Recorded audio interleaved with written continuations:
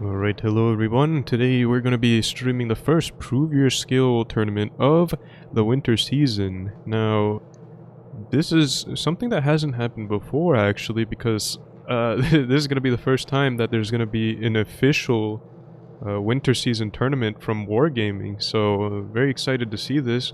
Previously there's only been Twister, which is in the fall, as well as spring season. So, very exciting news in terms of just general esports, in terms, like, just because this is the first thing that's going to happen in the winter, so could mean that Wargaming is expanding on this sort of competitive aspect of the game, so that could be a very good thing later on.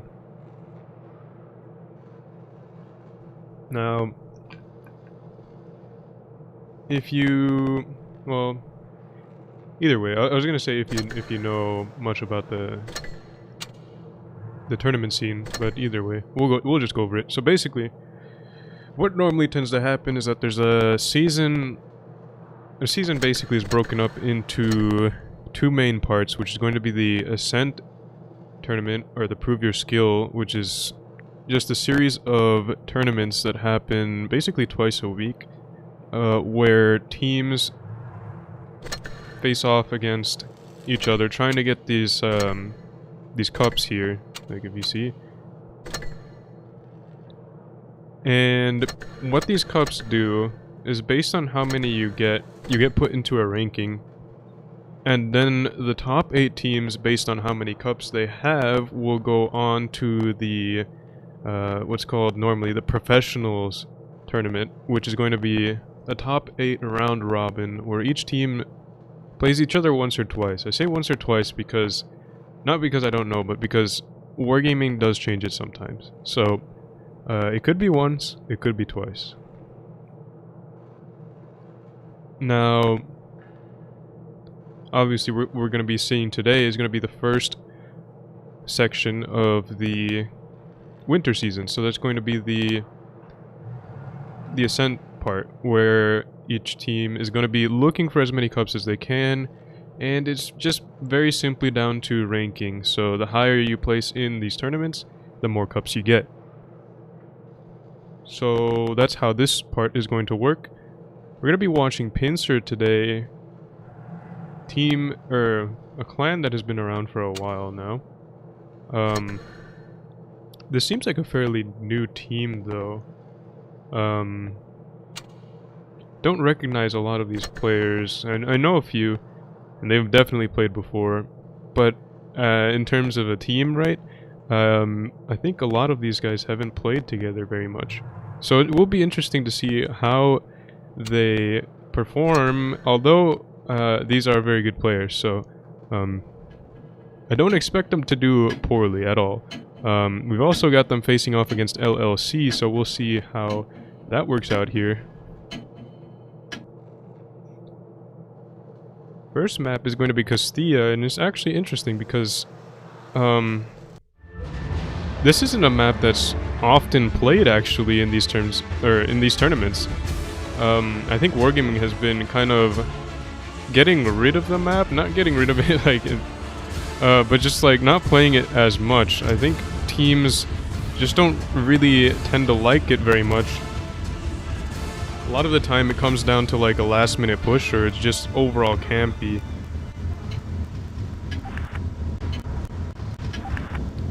But either way, we see here Pincer's going to be taking a very strong lineup. Got an IS-4, 2 T-22s, an E5. Oh jeez, what just happened?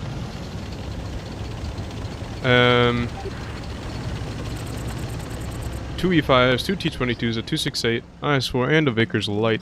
LLC is going to be taking mediums. We got a Leopard 1, a 121, and a Vickers. Now, Vickers is actually taking a pretty decent position here. He's going to be resetting the A cap, but he's going to get pushed pretty early on. These tanks are definitely going to take this cap. You've got this actually pretty smart play here. You've got Amorat and Kill 101 both capping together, one behind the other. So even if one gets reset, the other one will be keeping the cap points. This 121 actually isn't getting punished by anything. Pincer has the 268 in the back, but he hasn't really been putting a whole lot of damage in. I think he tagged the Vickers. So actually doing some good damage, although LLC are obviously one tank down. This is going to be very difficult for them to win. Luffy is going to be creeping into the B cap. Chieftain and E100 might be able to work on him though.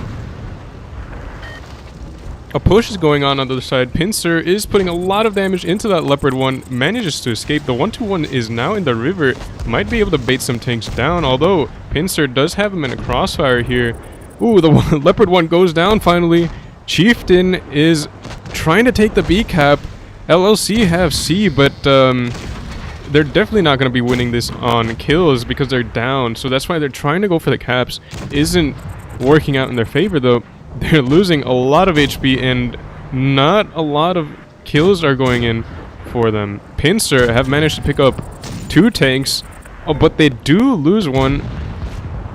And just like that, 2 more go down for LLC. And it's just going to be this IS-7 here and the E100. Pincer have this in the bag. Probably had it in the bag from the beginning. 6 versus 7 is definitely not a position you want to be in.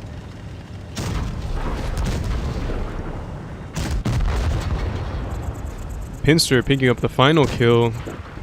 LOC not able to pull through with the win there.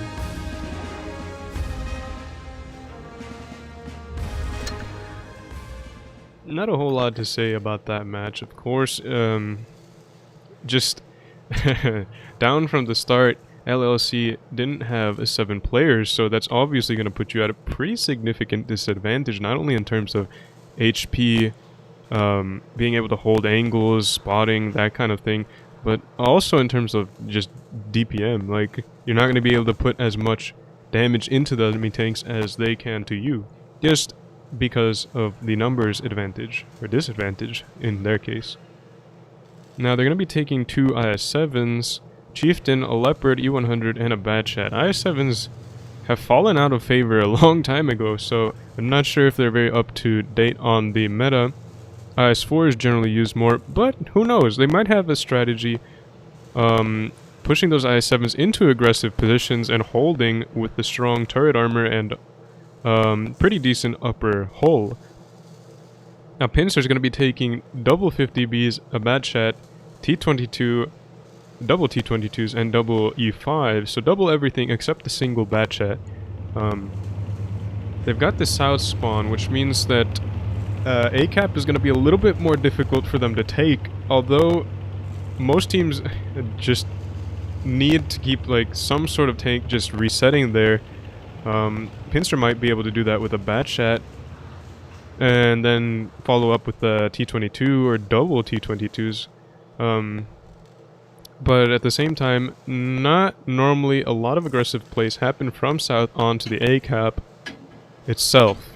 They might play aggressively on the castle area, the Castilla, but again, tank destroyer fire and cover from the north spawn makes that difficult as well, so we'll see what happens here. Again, they're going to be a tank up. Might actually play aggressive on the C-cap. They've got double 50Bs, so that could signify a push. But again, we're just going to have to see here. Kill 101 is signaling towards A. Might actually be an aggressive strategy towards A, actually. Oh. Got the double 50Bs and the E5s. Look like they're going to be pushing towards the C-cap, though. He was signaling A, but looks like all of them are going towards the C-cap. Again, 50Bs do tend to be played on aggressive push strategies. LLC is actually going to be caught pretty split here. Exodius, Bad Chat, and Yarrow are going to be pushing across into strong positions to get crossfire on this area here, but it's not even going to be necessary, it looks like. LLC, these heavies are all trapped here. The 50B not taking damage, E100 just chilling there, letting his chieftain die. Definitely not what you want to be doing. No HP sharing there. Pretty unfortunate, because the chieftain just died basically for free. Pincer are not bleeding very much on this push. LLC are just It looks like they almost just gave up. They're just chilling there, basically. We've got the mediums on the other side there. They're not going to be able to do a whole lot about this push, though. Not even really sure what they're doing, to be honest. But, again, 6 versus 7 against a very strong team. Just definitely demoralizing. Not a whole lot you're going to be able to do either way. K11 Warrior asking if this is best of 3. I'm pretty sure it is. Most of these Prove Your Skill Ascent tournaments are. Now just the Bat Chat versus the Leopard 1 here. Getting a ram into him. Leopard 1 getting clipped by a 50B as well as worked on by the T-22. T-22 picks him up. Now we've just got the single Bat Chat here. They've got a lot of the Pincer team looking for him. Luffy's all the way in the corner checking their spawn to see if he was over there, but nope, he's over here on C-Cap. A lot of shots going in there, but none of them hit. He was spotted the whole way, so kind of weird. Got 2 tanks drowning for Pincer. Batchat's now getting knocked there. Oh, a combo of 15-18 went into him. Very good focus fire at the end right there on that Batchat from Pincer. So it was a best of 3. Pincer end up winning that series pretty comfortably. They had all the advantage there. Almost seemed like they were playing one man up.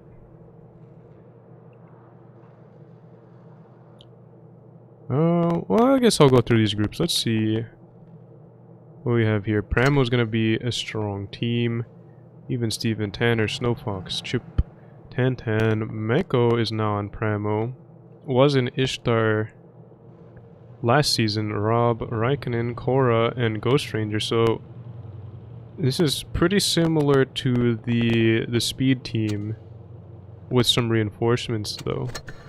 What else do we have here? Naps, I heard, is basically what was like part of GMA and part of Ishtar merging. No, that's wrong. Is it wrong? Oh, it's got some Ishtar players. You've got Assassin there. This looks like some Pincer players, though. Button. Recognized from back when I played. There's second team in RGN. What do we have here? Void and Meatballs. Don't recognize a lot of these players. I know this person, though. Well, I do recognize these players, but not in terms of like competitive play.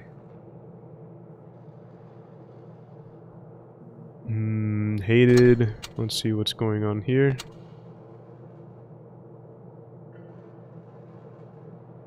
Alright. Oh, purple. Let's see.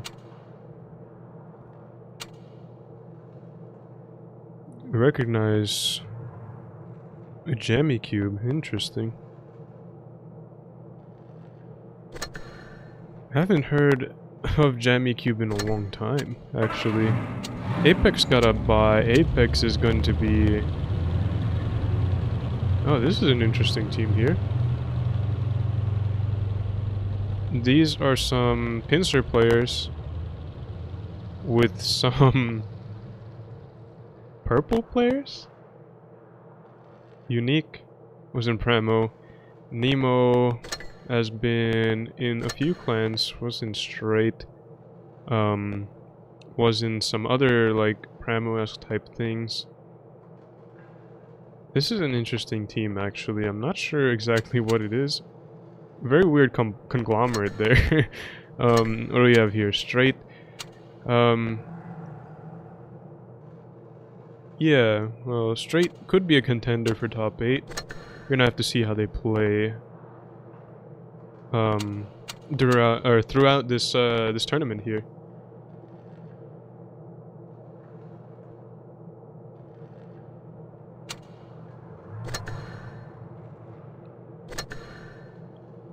So very, just checking there. See which teams are playing. I don't see RGN, interestingly. Don't think they're gonna be playing the winter season for whatever reason. So in a way that might be more competition, it might be less, I'm not really sure.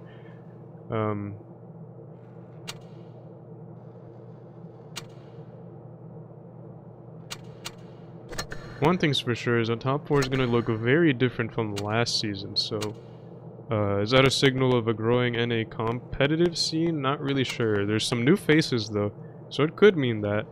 At the same time, it looks like overall participation might not be very different. There's only I think like sort of 4 or 5 groups. We got 5, I think 6 groups. No, just 5 groups.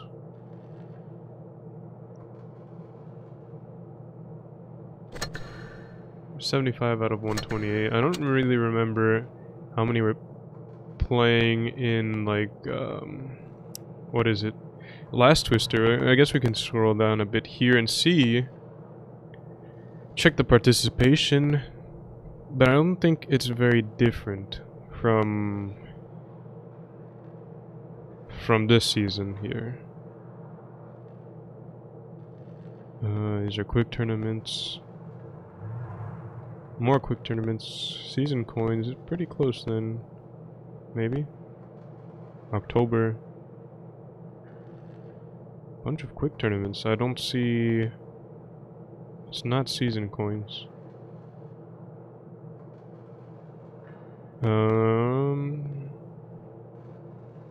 Prove your skill. Let's see this one. 34 teams actually. But this is a very late prove your skill. 48. 42 for the 6th. Is this 47? I'll just scroll all the way to the first one. And the first one had 47 teams. So there's actually more teams playing in this winter season. Quite interesting. Because it's getting close to like double. So growing NA comp scene? Maybe? I wonder what caused more teams to register this time. Or maybe I'm just completely off and I didn't pay attention and looked at the wrong tournament or something. Prove your skill number 2 on Tuesday. This one, yeah, there's 75 teams. So I wasn't...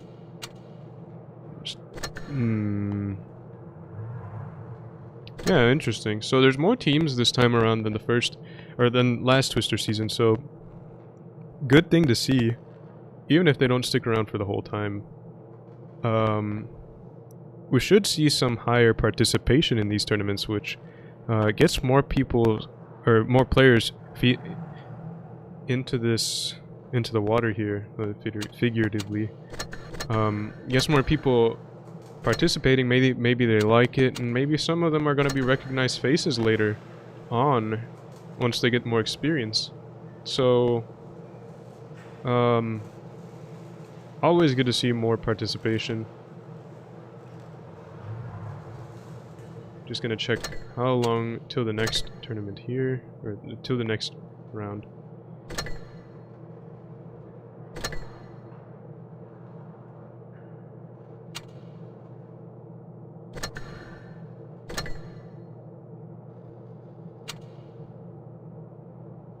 Next round should be happening in about 15 minutes, so got time until the next games.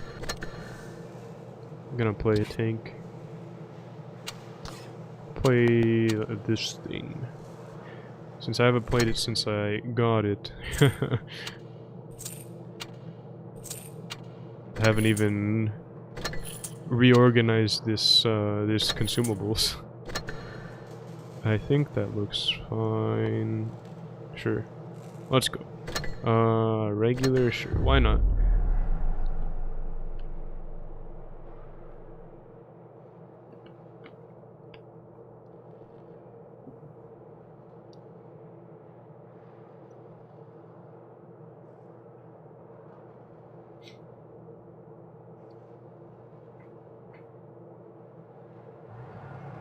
I'm gonna set up the rest of the streams for this season pretty soon.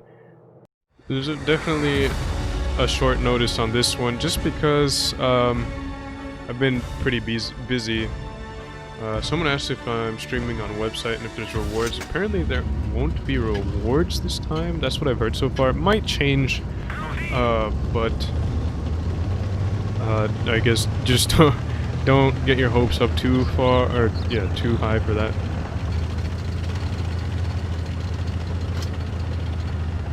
A 12-second reload. The gun depression is obviously very good. Armor, I don't know exactly how they changed it, if they changed it a whole lot.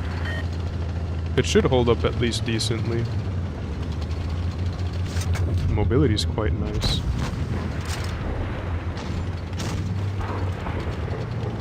Don't really want to push through there yet.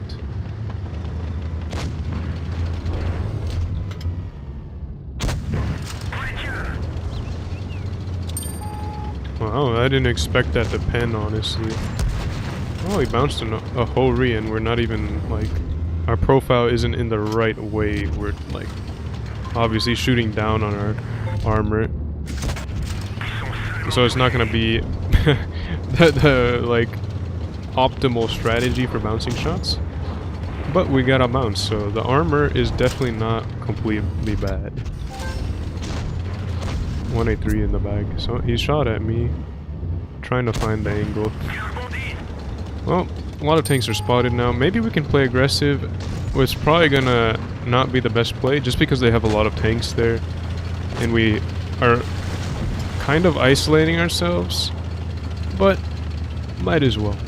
Let's see here, we've got the Yag. That was a terrible shot from me.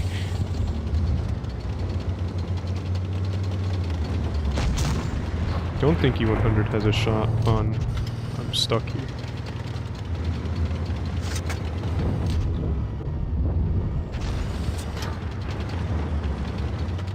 I feel so slow. The Yag is playing this smart. Oh, the Quran.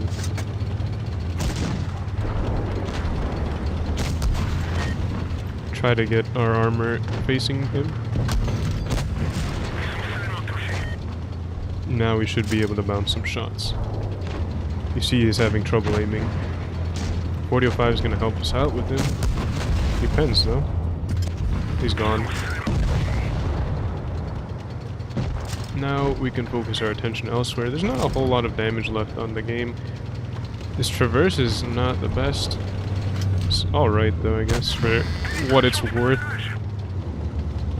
Here we can bounce good fair bit of shells just based on the angle there. You see that was heat from a Yag, so obviously the armor is pretty decent.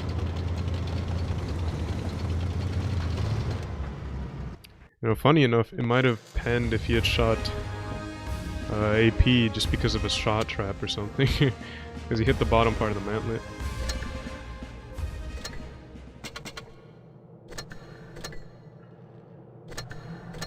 It's not the real tournament room invite.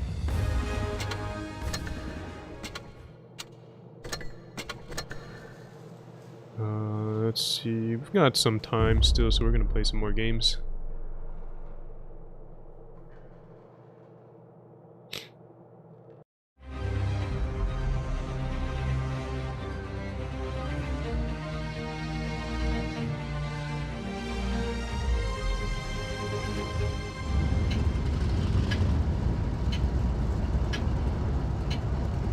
Oh, we have gold boosters. Maybe I'll use some of those.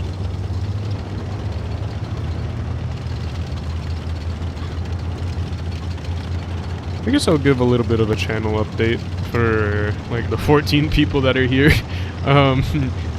Obviously, if you subscribe, you're gonna see that I haven't really put out content, like basically at all. I don't really have an excuse for that. I just don't really put a lot of time into this channel right now. Oh wow. Yeah, so basically haven't been making content But I do want to at some point. And at some point might be soon. Oh. I guess that's basically that's almost the extent of the update. I'm going to be trying to keep it educational because that's been a goal of mine for a long time now. Just to basically help players that want to learn.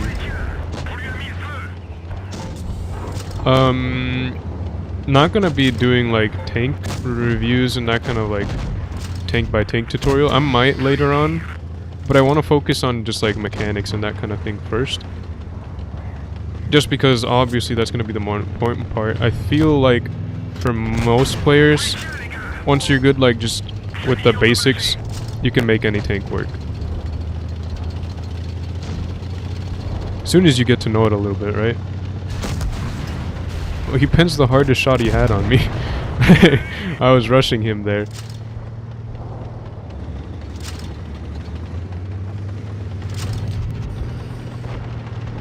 Now, we've got a lot of tanks coming this way. We haven't really won that side either. I might get nailed on the crossing here. IS-4 is basically down. We're going to be holding this here best we can. There might be some tanks here. Nope. They might be going for B. We spotted the Panzer 70 rotating. 268's there. T-54 is there. 268. Looks like he's trying to get a shot into us. We've got two on the B cap. Can't really do much about it. Oh, we can, because he's poking like that. HE shell.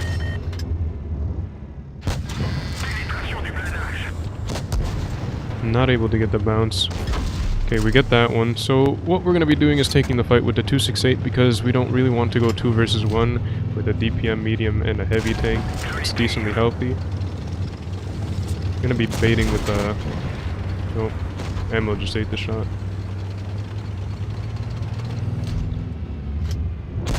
Alright, as you see, the gun depression is quite nice on this. It's a tall tank, which normally would be kind of bad, especially if you don't have good gun depression, but because this tank does have good gun depression, it is kind of a good thing, as long as you can keep your armor towards them. I'm not able to pick him up. It looks like 54 is going for the cap strategy.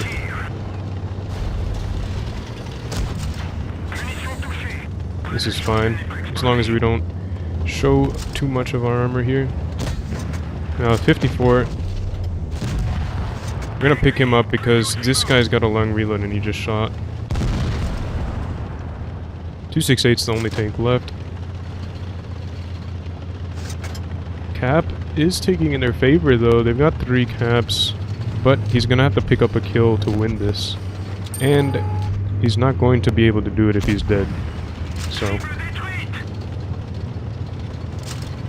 he could have maybe ran for it, but I think our team might have chased him down, so who knows.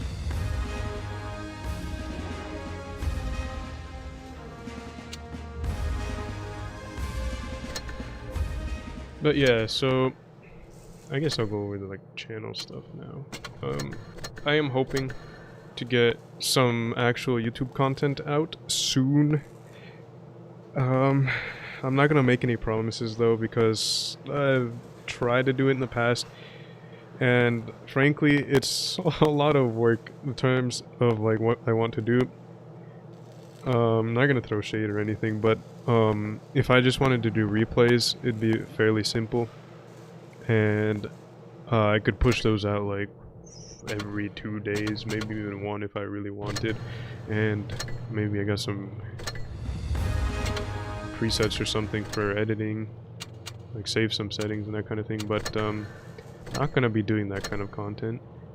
I want to make some things that are actually helpful to you guys, so, or even like people that you know that need some sort of help or something,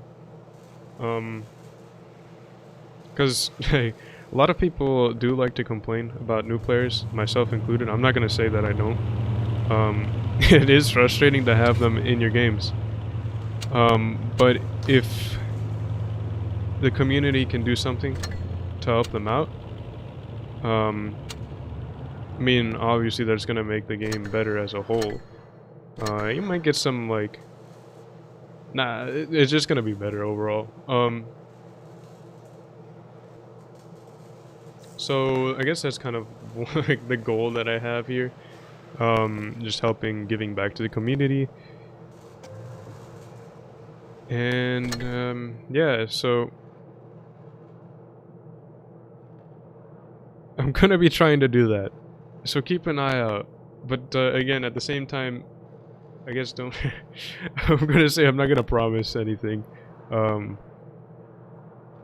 So, hopefully some of those videos come out soon. And I get on that. But yeah. Oh, also, I'm not gonna be paywalling these videos because I despise that kind of thing. I don't think you should be having to pay to improve at a video game. Unless you're gonna be like going to like some extreme level where you're gonna be profiting or something. But like Blitz isn't that kind of game, right? Maybe more popular esports types of games, like if you're gonna be coaching and that kind of thing, it's gonna be taking up your time. You're gonna be dedicating your time to one person that you're gonna be coaching. Then there is an argument for like paying for that kind of thing. But if I'm just gonna be making videos for like that kind of thing, no, I'm not gonna paywall that. That's absurd to me. So, yeah. Anyways, we have here, Betta is going to be facing off against Pincer. We're going to be following Pincer, so we're going to get to know them decently well today. Pincer versus Betta. Betta is not a new team by any means. Alright, maybe the players are new, but I don't think so. We've seen Betta before. At least I have. They're a decent mid-level team. Pincer probably have the upper hand in this matchup. Although, don't count any team out. We've always seen upsets. That kind of thing happens all the time. So, yeah. We're gonna see how Betta does against Pincer, a very experienced team here. Oh, not as a team, as I was saying earlier. But very experienced players, very strong players. Betta is going to be giving their all in this Prove Your Skill #1 tournament. It's gonna be quarterfinals already. Best of 3, as we've seen before. Naval Frontier is going to be the first map. So we're gonna be seeing here Pincer's taking an IS-4, double E5s, VK-72, Vickers Light, Mouse, and T-22. Now they have the north spawn. Based on that lineup, I would think they're going to be playing... Well, they're definitely going to have a presence on B. They might... I do think they're either going to play passive on C, or passive-aggressive on C if they don't spot anything there. They're going to take it pretty aggressively. They might also play towards the A cap. They've got the VK-72 and the Mouse. VK-72 I've actually seen from north decently... What is it? Can't think of the... Jeez. Decently often. We've seen Pramo actually run that. Pramo speed. Void speed. Same idea. VK-72 in the back, sort of overwatching the mid lane where you can push into B from. It's pretty good there because it's a super heavy obviously, but it's got that rear mounted turret and it's got some pretty nice alpha, so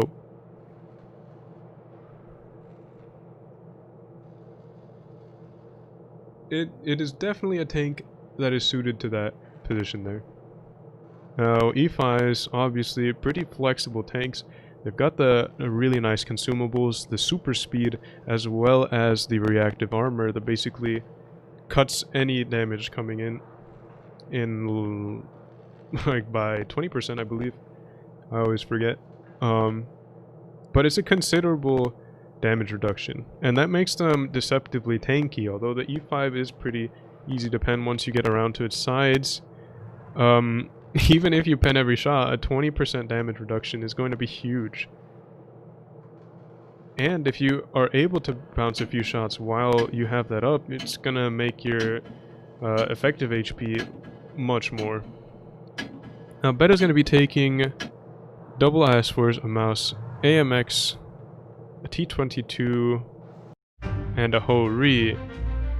Ho-Ri's not something that again, a lot of tank destroyers don't tend to get used anymore. They just don't have the HP to compete with the heavy tanks that they were so good at bullying before.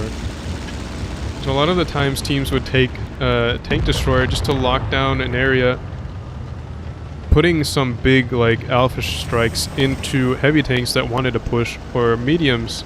They're very good at locking down corridors. However, now that the HPs have been buffed for pretty much all the tier 10 heavy tanks, the alpha just isn't as scary, so you just see them push straight up and don't really get scared away by the tank destroyers. Amorat's going to be pushing across E5. Not sure where he's going exactly. I believe he's going to position to get shots on like something that was there. Exodius is 2 versus 1 there. The mouse is going to be pushing decently aggressive into Yarrow. We've got the Vickers and the T22, the DPS for, or the DPM for Pincer on the offside here. Pro RG is going to be putting shots into Exodius. This is a position we've seen before. You get resets onto the C cap if you push more to this side here, and you're hold down, so pretty safe position. Luffy's in the far back, spotting the VK. Not the position I would have expected the VK to be in. However, we'll see how the Alpha does in this position here. Pro RQ. Is it RQ? Yes, I think. Yeah, RQ gets shot there.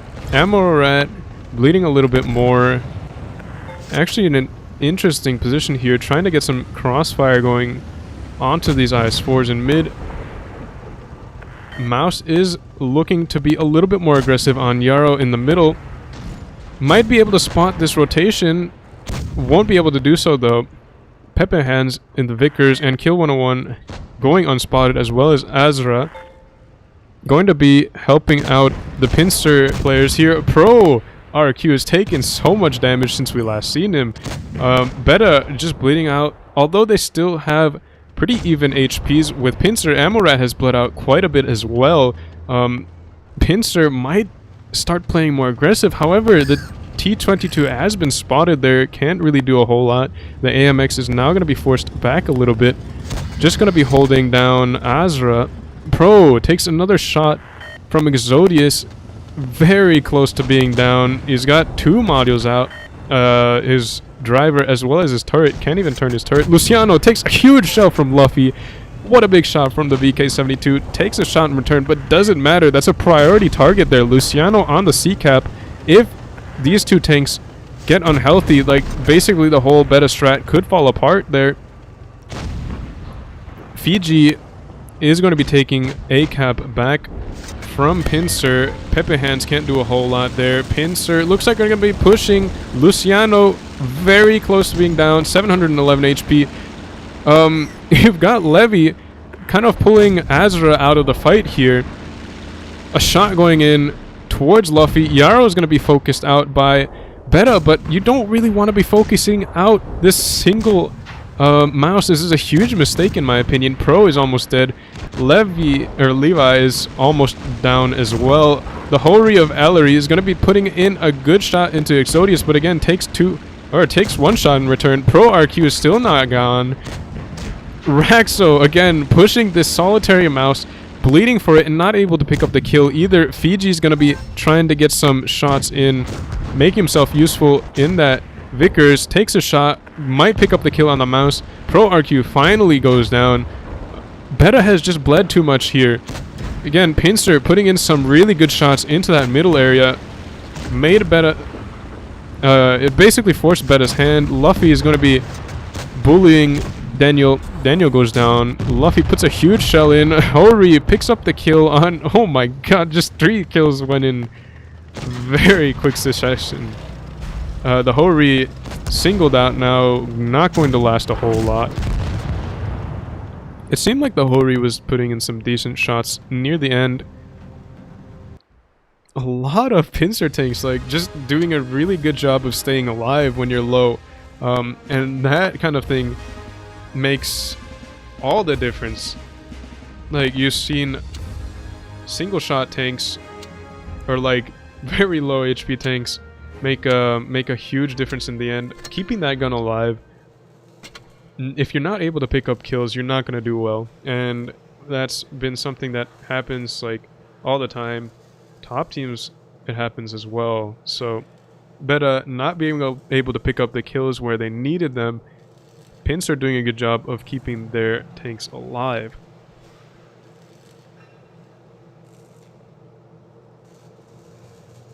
Overall though, I think Betta could have been an interesting strat, but they ended up just doing a hold.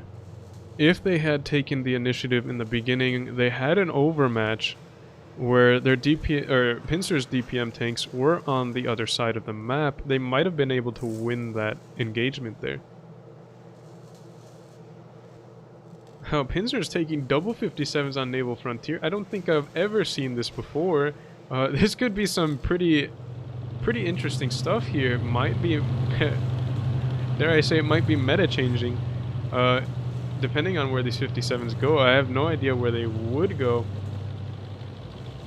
I imagine it might just be a passive strategy, and just having the 57s hold somewhere in spawn, rather than a tank destroyer, which I have been noting that teams have been taking those clippers like 50B and 57 in place of tank destroyers if you need that kind of scary alpha or burst damage to lock down some corridors. And at the same time, they offer a good bit of flexibility in terms of damage dealing. 1200 damage is no joke. Any tank that gets nailed by that is going to be marked for death later on. So, interesting to see. Kranvan, double 57, that's 3 clippers. You've got 2 E5s, a T22, and an IS-4. For Pincer, we've got double IS-4s, an E5, a T22, a 268, an AMX M4, 54, and a Vickers Light on Betta's side. Now let's see here. Yeah, the 57s are going to be taking a passive position here in the spawn so far. They might cross over towards A, but I doubt that. They just don't have the speed to do so. Luciano and Levi are going to be taking the A cap, it looks like. Sponge...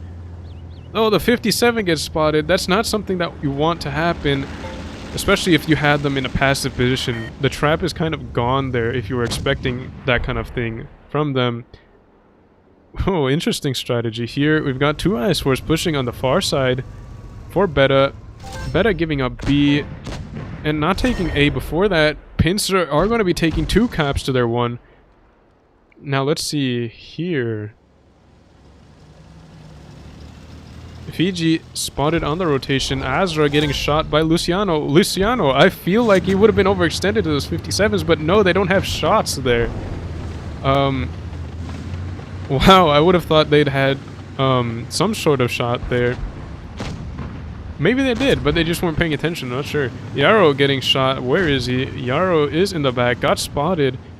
He would have had shots on Luciano there, but he gets spotted and shot in return. So although Pincer do have 2 caps to Betta's 1, Betta have been winning in terms of trades at the beginning. Sponge is in a tight position there, getting a little bit forced out, although he can back out pretty safely.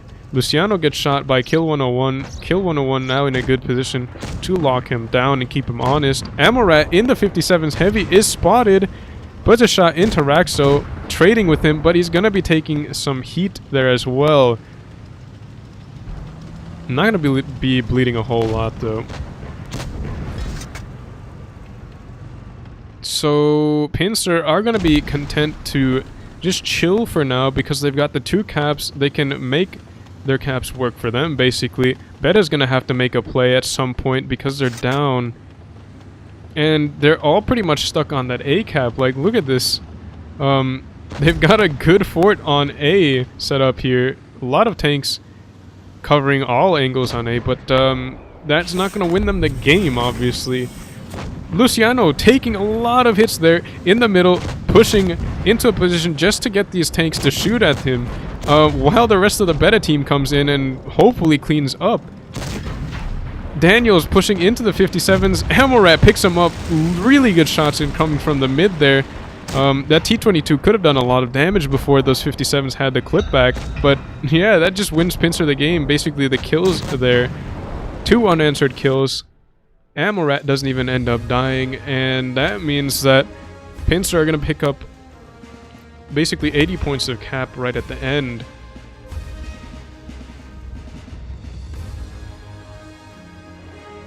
Pincer winning that game on a solid strategy. Again, this 57 heavy is just able to lock down anything in the back. Maybe it was a good thing that the 57 got spotted back there. Made the Betta team think twice about pushing, but yeah, who knows?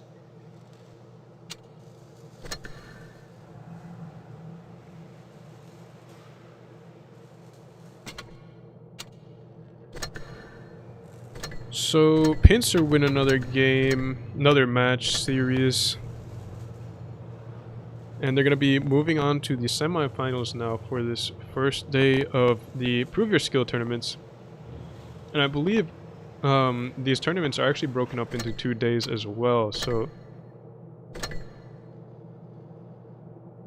Let's see here. Oh, this is the whole thing.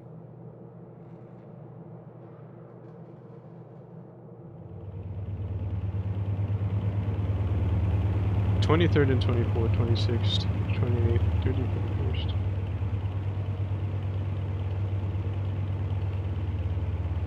Well, that's interesting.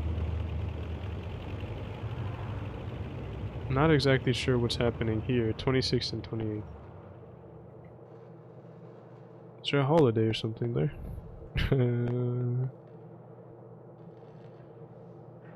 That's going to be Tuesday and Thursday, 26th and 28th. 23rd and 24th obviously is going to be today and tomorrow. 30th and 31st is going to be Saturday and Sunday as well. 2nd to 3rd is going to be a Tuesday and a Wednesday though. Whereas 26th and 28th is a Tuesday and a Thursday. So I'm not exactly sure what's happening there, but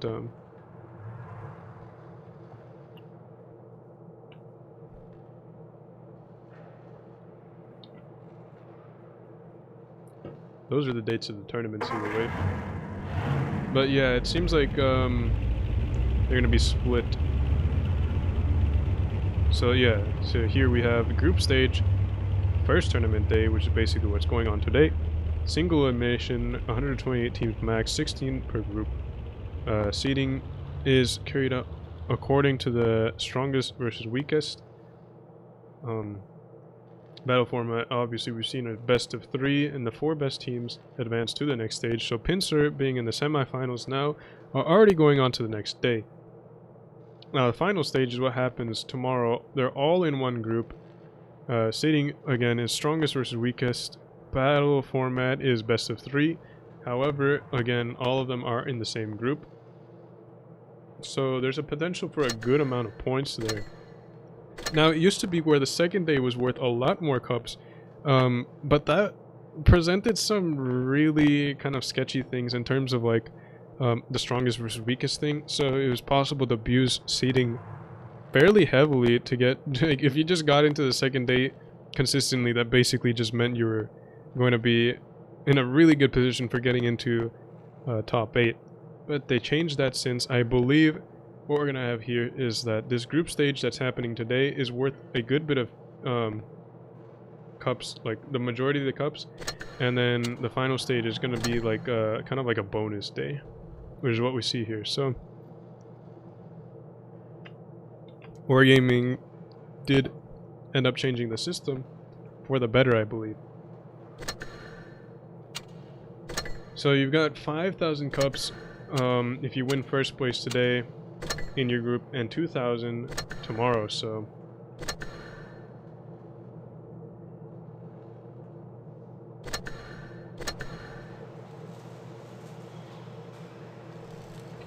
Again, tomorrow isn't weighted as heavily in terms of cups, but that's actually for the better. So next is going to be Winterfox says, "Is this some sort of clan logo service? Lol. Pincer main team getting clan logo for Apex? Maybe? I don't think so though. The main reason why you don't see like any second teams is because that's literally not allowed in the regulations for the top 8.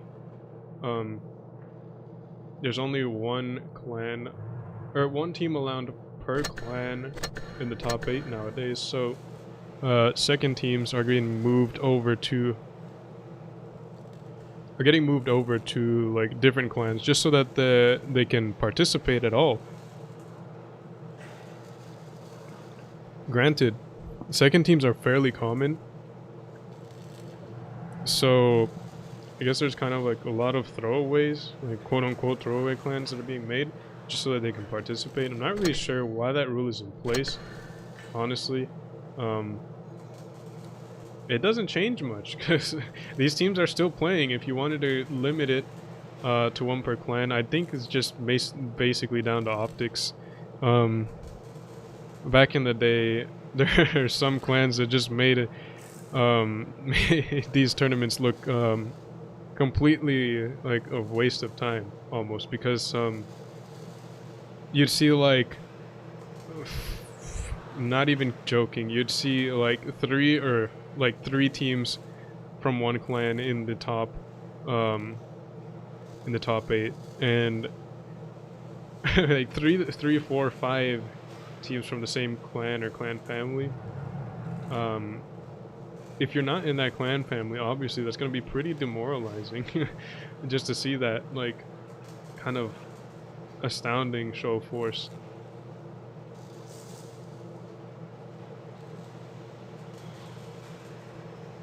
So maybe it has to do something with that. I can't really think of another reason, honestly.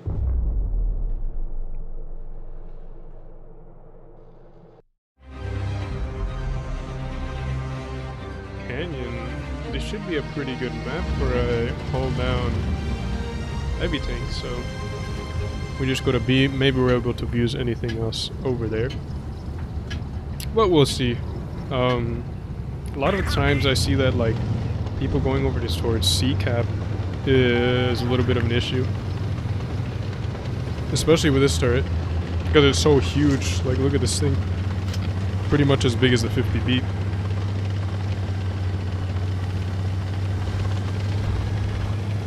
Oh yeah, it is absolutely massive head. Bad chat spots this early. I'm gonna be facing this way just in case something is sitting over there. Trying not to bump any of these guys, but they're kind of clogging it up. Yeah, there's something on the C-cap, so we can't push out or push forwards a whole lot without risking getting shot in the side of the head.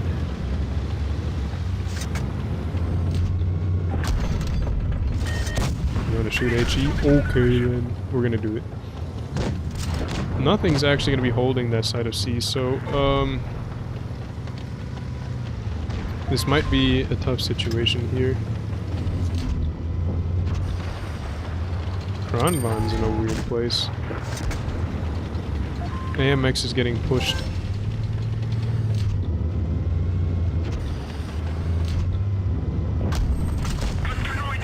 HE into the side, or into the gun. Wait, I bounced on him. What is this bad chat doing? Stop.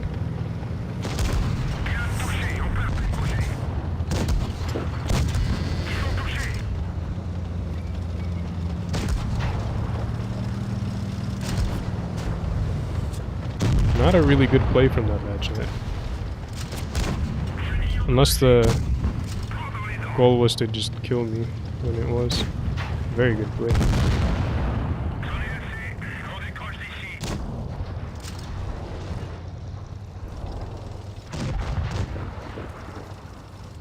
This doesn't look like a win for the other team.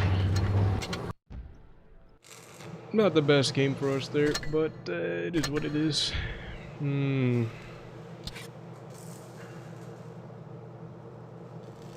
Any plans to start a clan? No, I don't have plans to start a clan. I've never been clan lead of anything. It's not something I'm really looking at doing.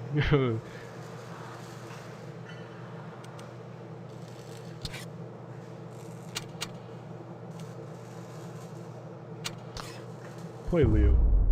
It's because I like mobility. But yeah, no, I'm not gonna be starting a clan anytime soon, unless it's just gonna be like some sort of clan tag type thing or something. Actually, maybe not. We'll keep the options open, right? Maybe I do start a clan, but it's not gonna be anything like competitive. If you know what I'm saying. I'm not gonna be playing. Oops, that's the wrong key. I'm not gonna be making a clan to get like top 8 or anything, because frankly I don't think I could lead a clan to do that. Unless I had some like friends just run the team. Then maybe, I don't know. Then that would be possible.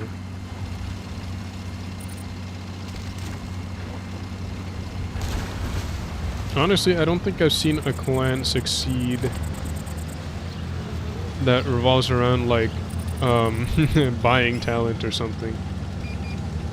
So that might be interesting to see at some point. Sheridan. There's something else behind them. STB's trying to get his... Okay, that's cool.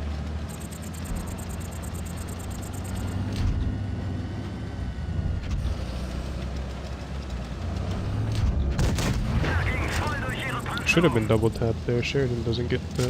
or Vickers doesn't get a shot in. He is just throwing his HP away at that point. Don't want to be here anymore, but it's not going to be safe. Basically anywhere at this point. 57 could just clip us from the other side now. But these STB and the Sheridan definitely not feeling healthy.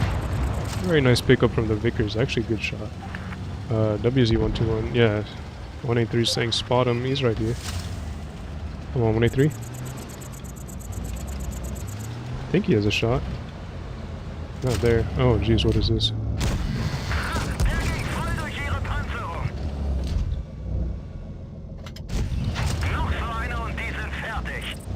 121 just gonna be trying to get some shots into me.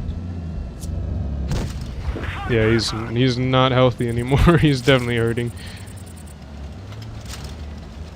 And now he's getting shot from the heavies.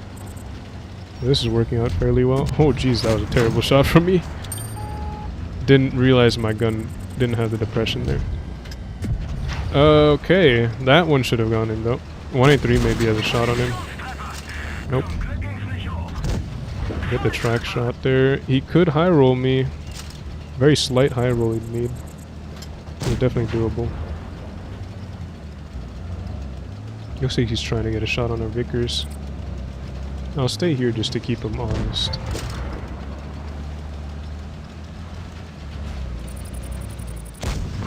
Fluffs his shot.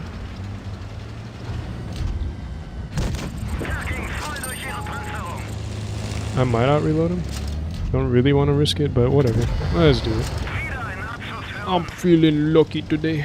Now we're gonna die to something else. Just because I said that.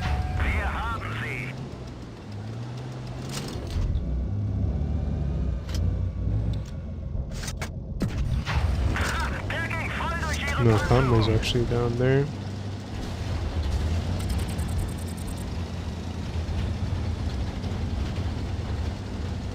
Conway looks like he's going to be focused over there, so we're just going to go. Sounds like he shot.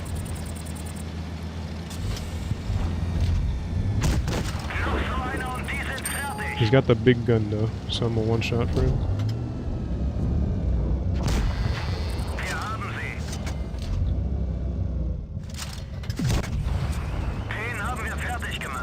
Bushwhacking Leo. Hey, that's very toxic, Conway. Don't appreciate that.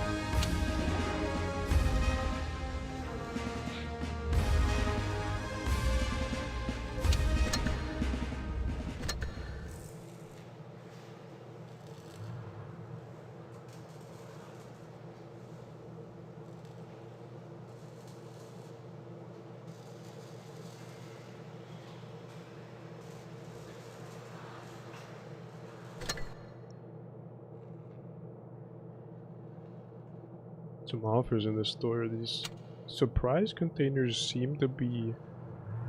I'm not gonna say that they're good or anything, but they seem to be okay. Heard of people getting a good bit of gold from them. I guess if you need gold, that's a decent way to get it. Like, assuming that you have the premiums already, then because you get a lot of compensation in gold. Aside from that, I definitely wouldn't recommend it if you're going for tanks. Gambling on tanks out of crates is just not a good way to use your money. But I'm not gonna judge. I guess, like, okay, it's not an efficient way to do it. Like, you could always wait until the tanks come out. Because as you've probably noticed by now, tanks that used to be out of crates come back in the store as like deals for gold eventually. So like this 121B, I believe it was a crate tank at the very beginning.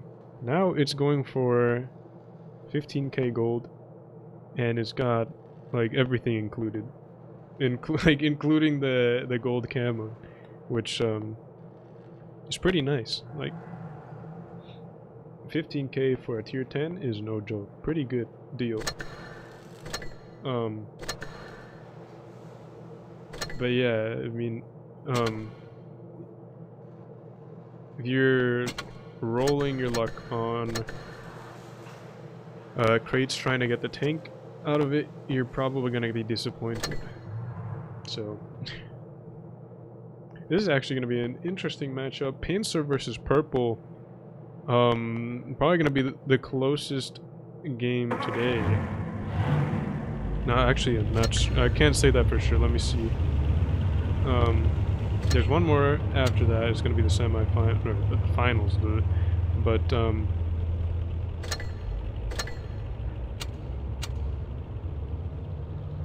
let's see here. We got Purple. Yeah, I'd say this is going to be the closest game today, unless Hated has something up their sleeve. Which they totally might, so let's not count them out just yet. But these are two very, like, traditionally very strong teams. Pincer and Purple are very old, they're established clans, and they've got some good support behind them, so.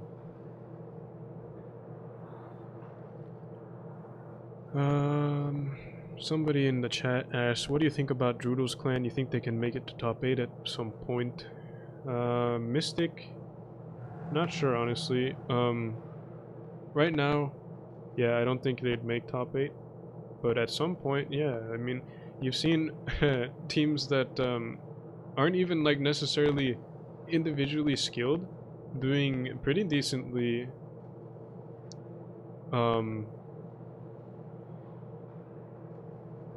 like, as a team, and making it, like, pretty far. I'm not saying Mystic players aren't individually skilled, because honestly I have no idea how skilled they are. I haven't even looked at the roster, but I'm just saying, like, there's teams that come from nowhere and do well, so I can't even say, like, will they make it at some point? I don't know. Like, are they gonna be training and that kind of thing? If they are, then yeah, I guess, like, if you train enough, you'll make top 8 eventually, right?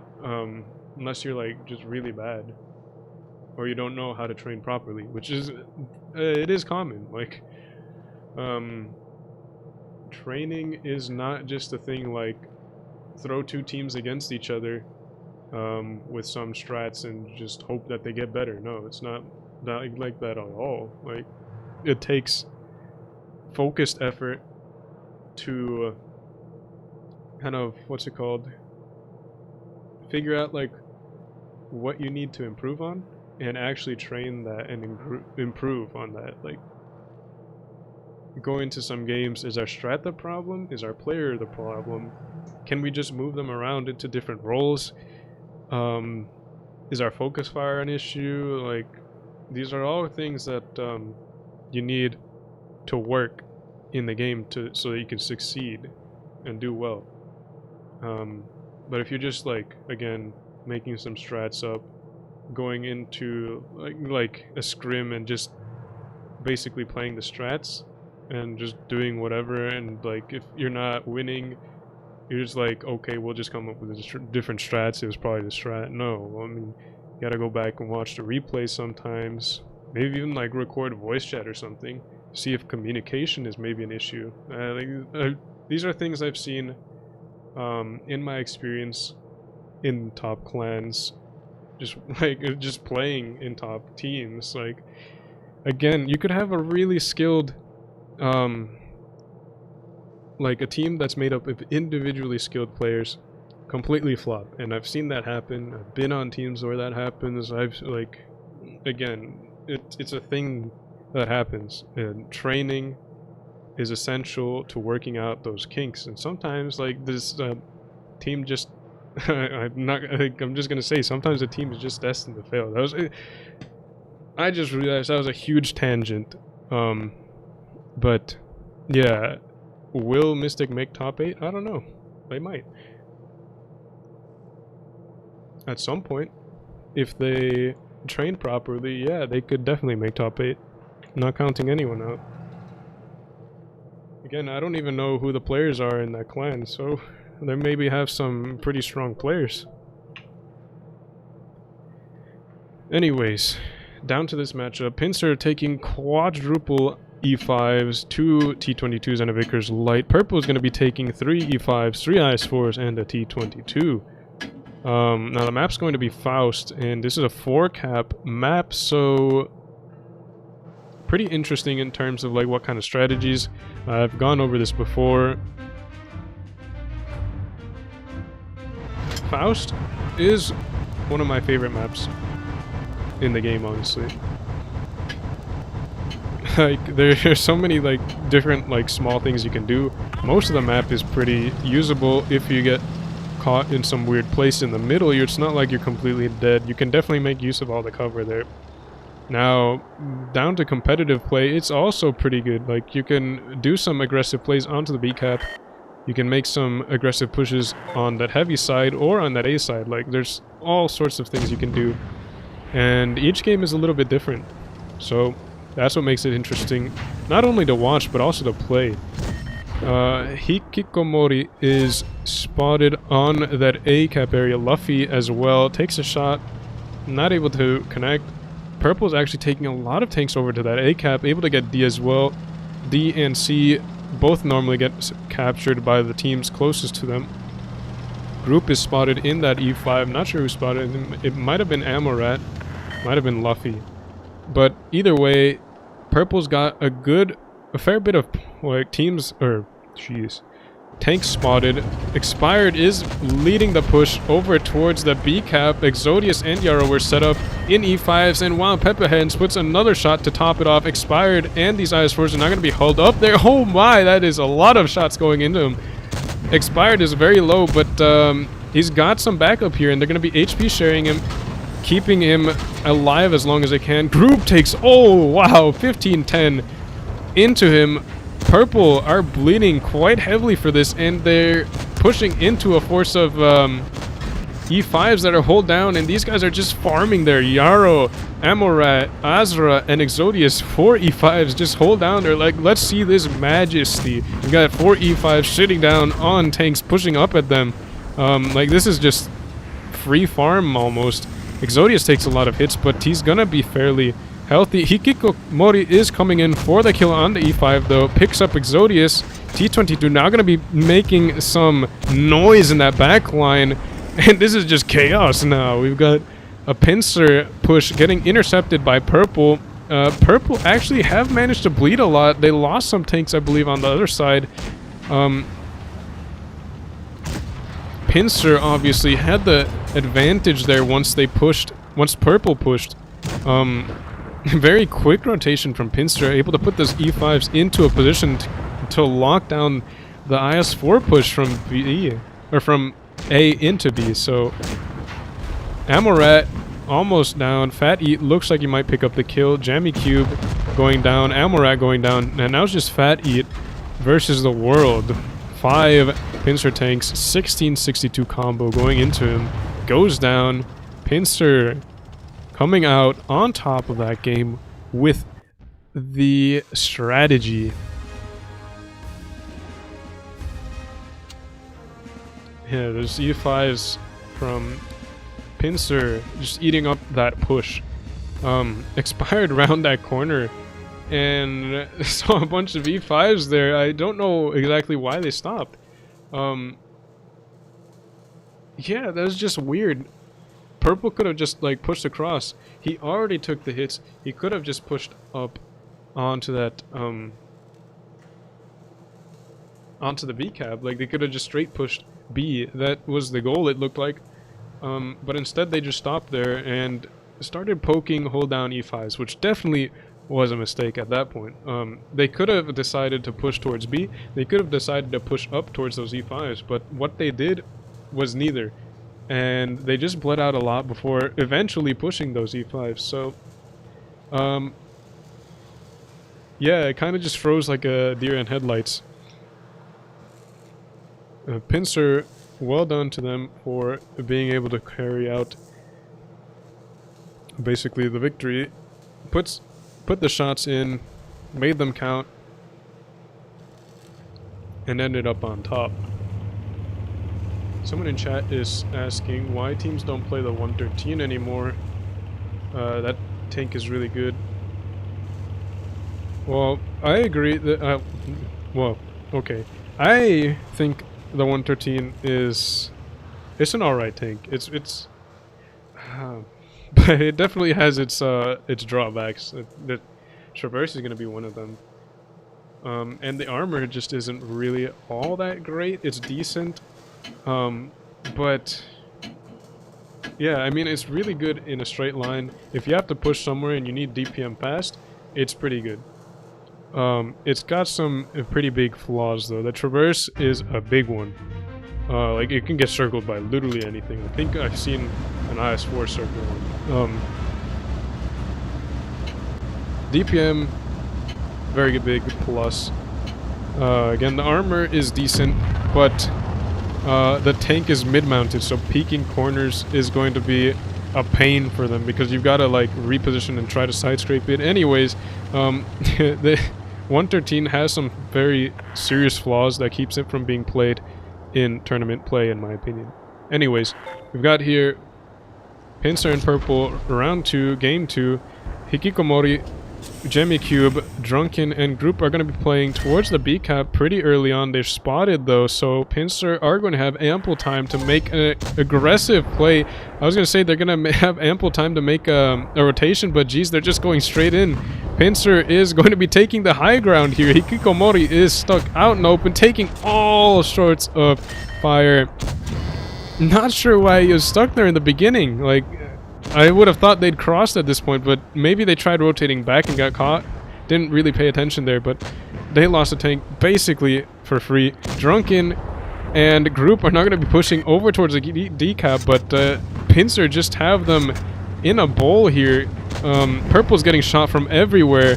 Fat E takes a lot of damage. Those Krons are going to be chewing him up. Exodius and Azra able to take him out of the game. There's some action in the back. Pepper Hands is getting pushed by Expired and Jemmy Cube, but that's just not going to win them the game at this point. Purple have bled way too much. Pincer coming out on top in terms of that really quick rotation there.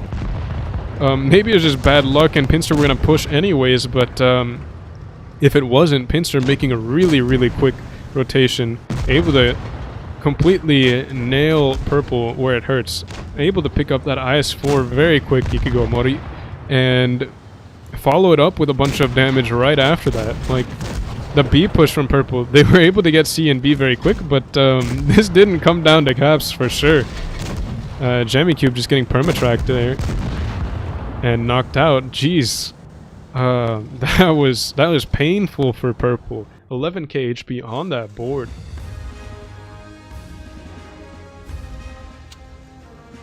Pincer just having an absolute field day in terms of damage, just completely demolishing purple. They're very quick to make that reaction though, so Pincer looking pretty hot right now, if I do say so myself.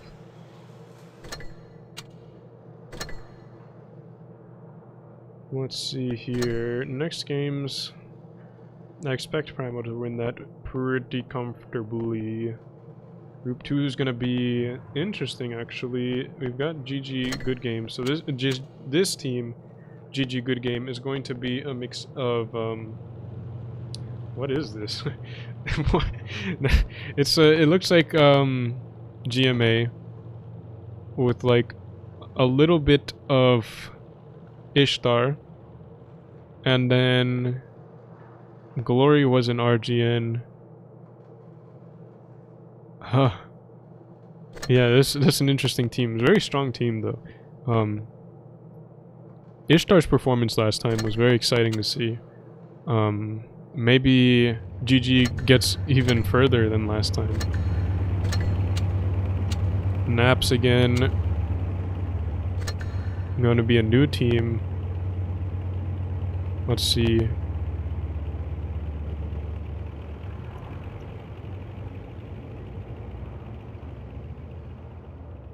Moon Monkeys, MM. Some decent players here. They've been playing for a while now, so we've had some time to improve. I expect Void to win, maybe? Maybe Rival does, I'm not really sure. Probably not.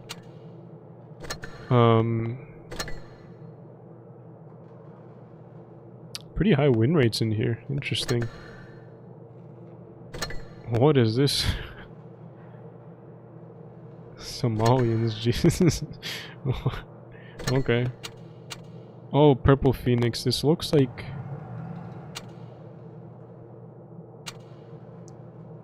an interesting team.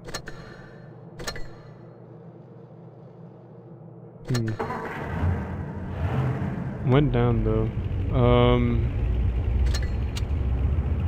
Hated's gonna be playing against Pincer in the finals, most likely. That's what I'd expect. And this last one here. Straight gonna be facing off against Ghosts right now. Not sure what they're gonna be. Oh, right, Apex. Probably gonna be facing off against Apex for the finals.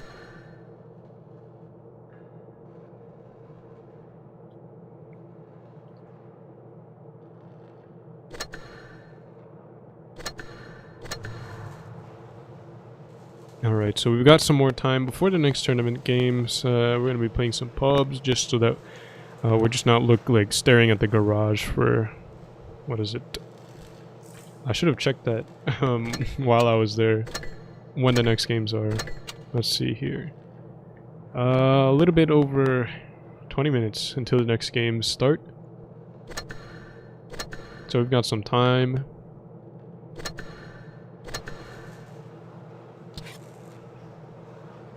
Not sure what I want to play. Maybe I'll play this.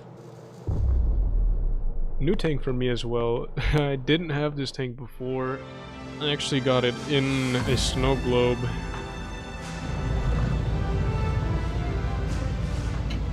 I'm pretty happy about that.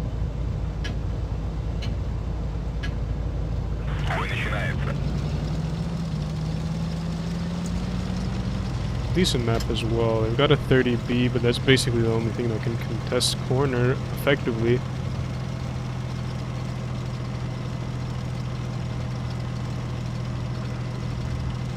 Unless they send the E5 to the corner, but we'll see. They might not even go this way. Looks like they aren't. Alright, now let's see here what we want to do. They've got a 183. Maybe we'll play aggressive to try to spawn them. At the same time, it could be a bad thing if... What is that? Interesting. Is he AFK? No, he's just asleep. Wake up, my friend. You're in a game. Spot the 54 you won. The 704 is actually going to be kind of annoying where he is. He's like basically nowhere, but I can't really push effectively without maybe taking a shot from him though.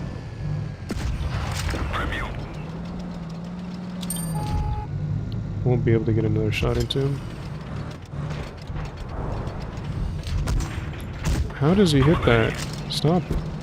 Oh no, the 183 is looking for a shot on me. Oh! Now we're hold down and we're good.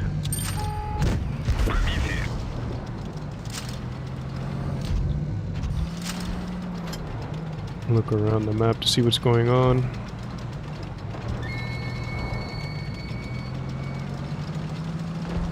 .704 is doing some weird stuff back there.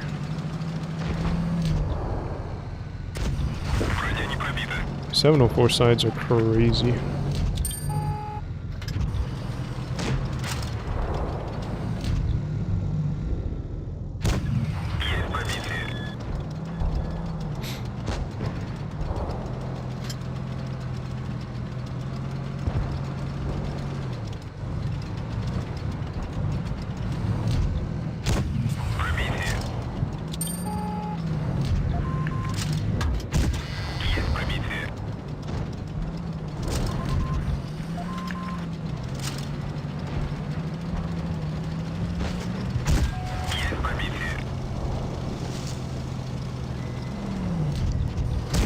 I need to pick up kills because the cap is ticking up. We have one on the 183 here. Oh jeez, what a low roll.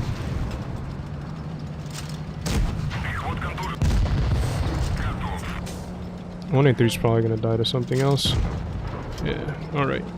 So we're gonna go pick up this guy maybe.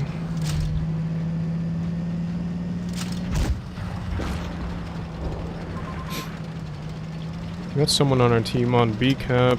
It's gonna be a close game though. 57 might go down. Okay.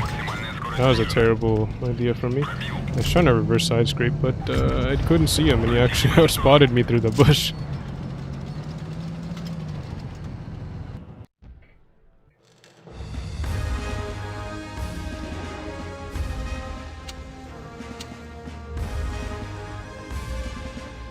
Someone tells me, you got a guy called Big Thonker call you a noob. Well, Big Thonker, I got news for you. You're the noob. Ah, got him.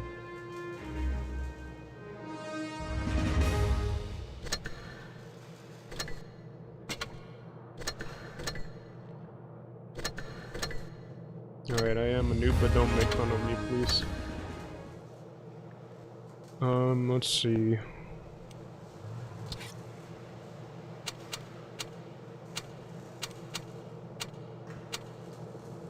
I'll play 113. Since it was a topic of chat earlier.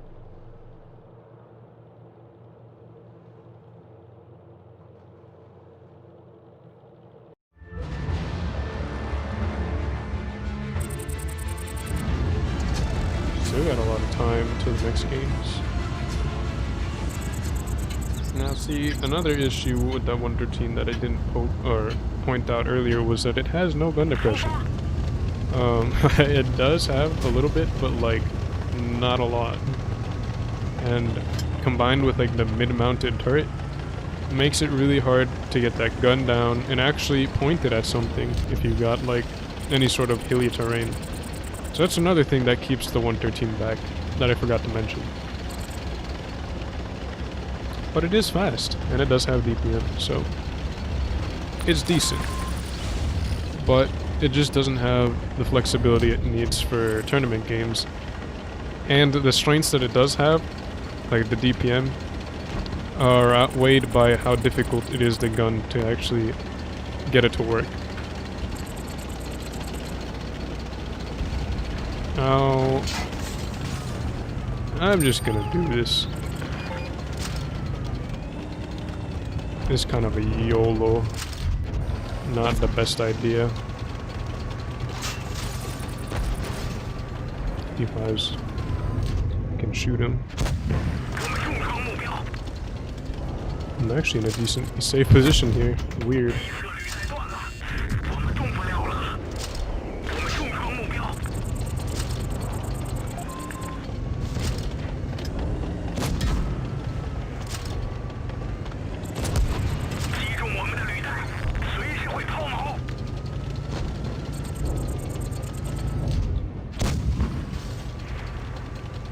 Oh gee, that was a terrible shot.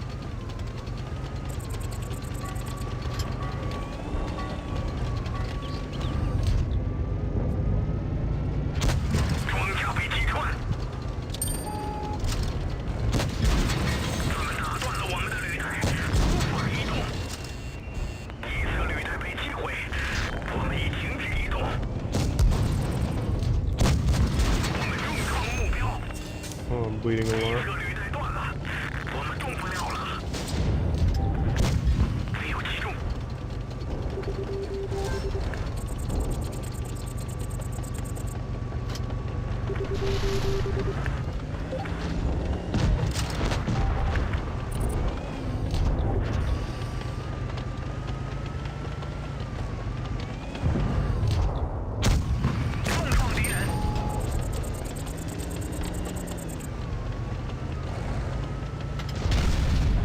Oh, 50B is just gonna HE me today. No, he's not. He doesn't have a shot anymore. I don't have a repair kit. You can sneak a shot into the blood plate, I think. Oh, this doesn't look like a win.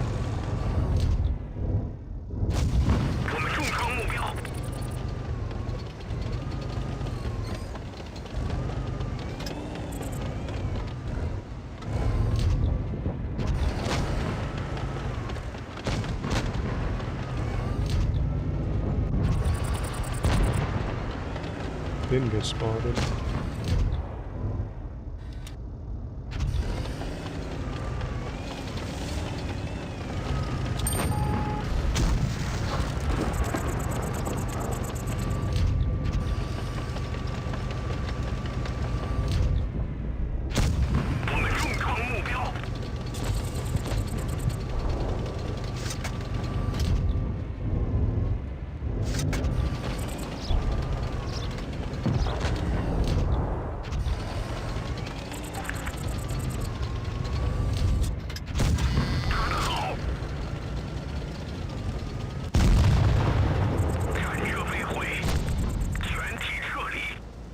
That was a weird game.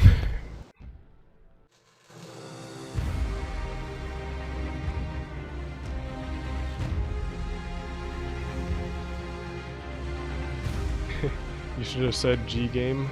Must have heard Claxton saying Hammond, you idiot.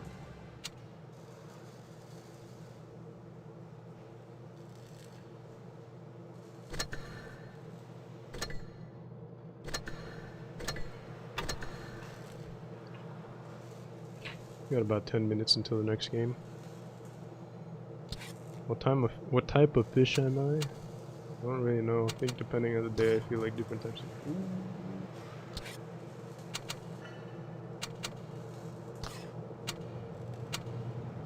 let's see. Play 121 because that's the better 113. Blitzfish, yeah, that might be one. Betta, I don't know, carp. Goldfish? Yeah, goldfish, definitely. Got the memory of a goldfish.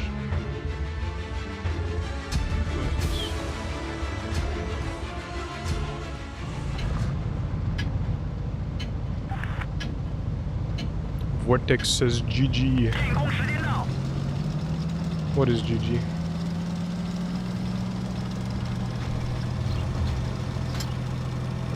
This tank looks like it has more gun depression than I remember.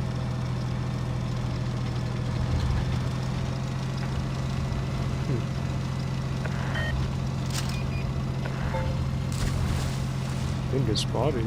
They're spotted. Nice.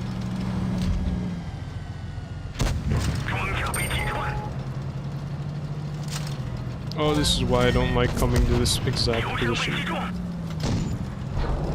it's fine. Normally I come to here so that I can make a rotation on people doing that to here.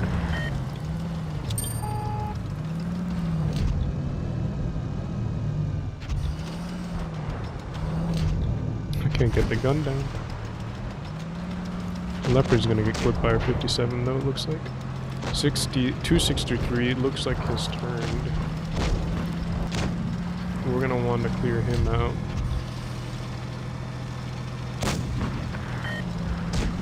In a safe way though, because that 103 is looking this way. And he's making it easy for us to do it in a safe way. Well, I said GG earlier, what are you doing, man? GG, BG. Game's not over yet. 183 is going to be annoying, but we can make a rotation just straight away from him. And over this way. E5. Made a pretty weird crossing there. Now a one shot for basically everything on our team.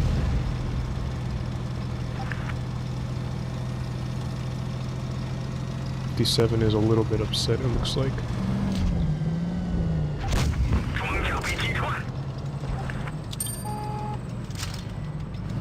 Sounds like he should. Oh, well, that's his last shot, and he's gone.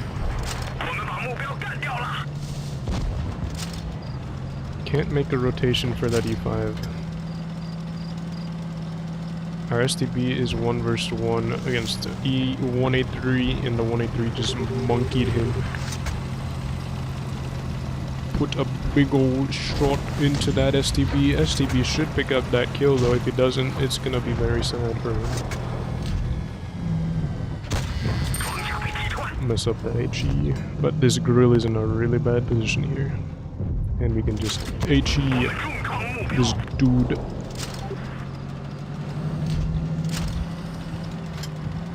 Don't want to get hit by the chieftain. Don't want to get set on fire either, so... Oh! Look at that, the grill disappeared. What happened? The grill blind hit their chieftain as well. What a god tier player. We went on cap. Maybe we pick up the chieftain. It's gonna be YOLO. I'm pretty sure that hit him in red. How does that pen? Alright then, we'll take it.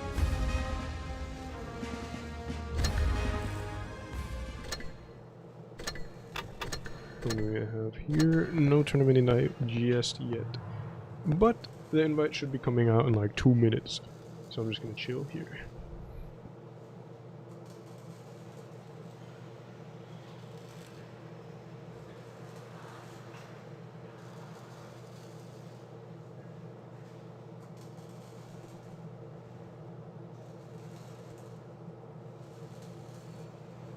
.101 says, how did the 215B and E50M fall out of favor? Yeah, someone else pointed out E5 and 22, that's basically it. The 215B was very good. Because it did have, I believe it had reactive when it was, yeah, I'm pretty sure it had reactive in the super speed boost. Putting that kind of firepower, as well as like that speed together, with the HP that it had heavy tank HP, of course. It was a potent tank. It was able to burn tanks down very quickly, even though it is fairly soft in terms of armor compared to other heavy tanks. It's just enough to make it like annoying to kill, especially if it's hulled down. Now the thing is, 215B, as I pointed out earlier, it has a lot of HP and a good bit of DPM. Especially for a heavy tank.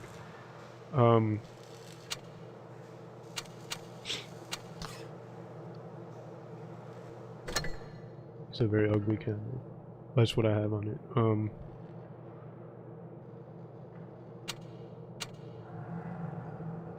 Anyways, so I was going over it. Which one of these is it? Oh, it was the third one? No. There we go. I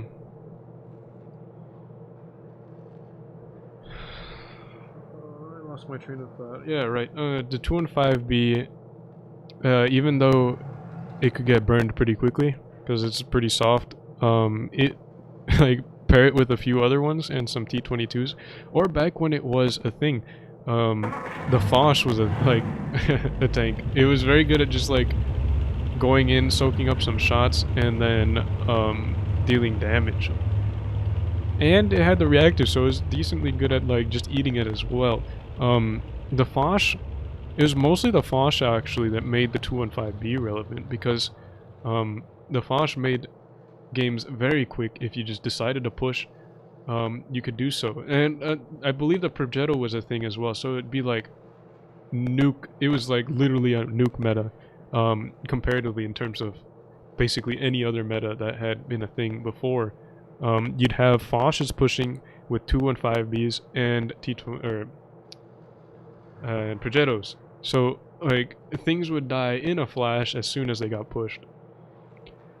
Now E5 was a respectable tank, as was the IS-4 back in those days. However, the 215B just matched up with that sort of doctrine more. Like you just needed something to push, take up some shots at the beginning, and then just hammer them with your own guns. So that's why the 215B was used, because it had the DPM to keep up.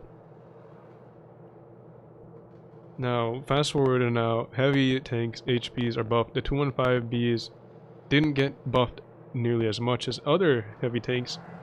So but like the thing was, Foch got nerfed as well, and heavy tank HPs got buffed. So that basically just meant the game slowed down, because there just wasn't anything that was able to put out enough damage to deal with the newly buffed HP for the heavy tanks. So now you see a much more slow gameplay, or you'd see slower gameplay than before. E5s are a little bit better at that, just because they have better armor on their turret as well as their hull than 215B.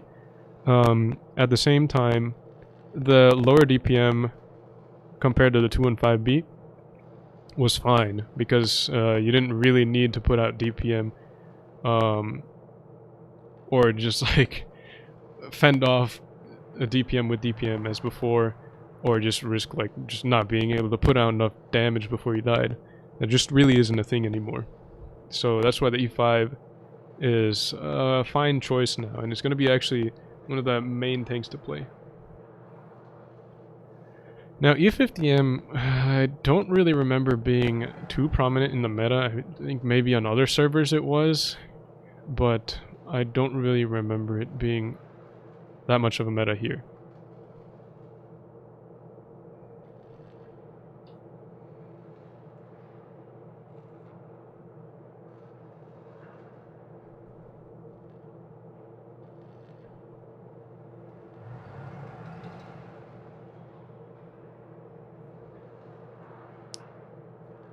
Well, I was just kind of spacing out and reading the live chat. Alright, so we've got last match of the day, Group 4 finals for Prove Your Skill #1. We're kicking off this winter season with Pincer here versus Hated.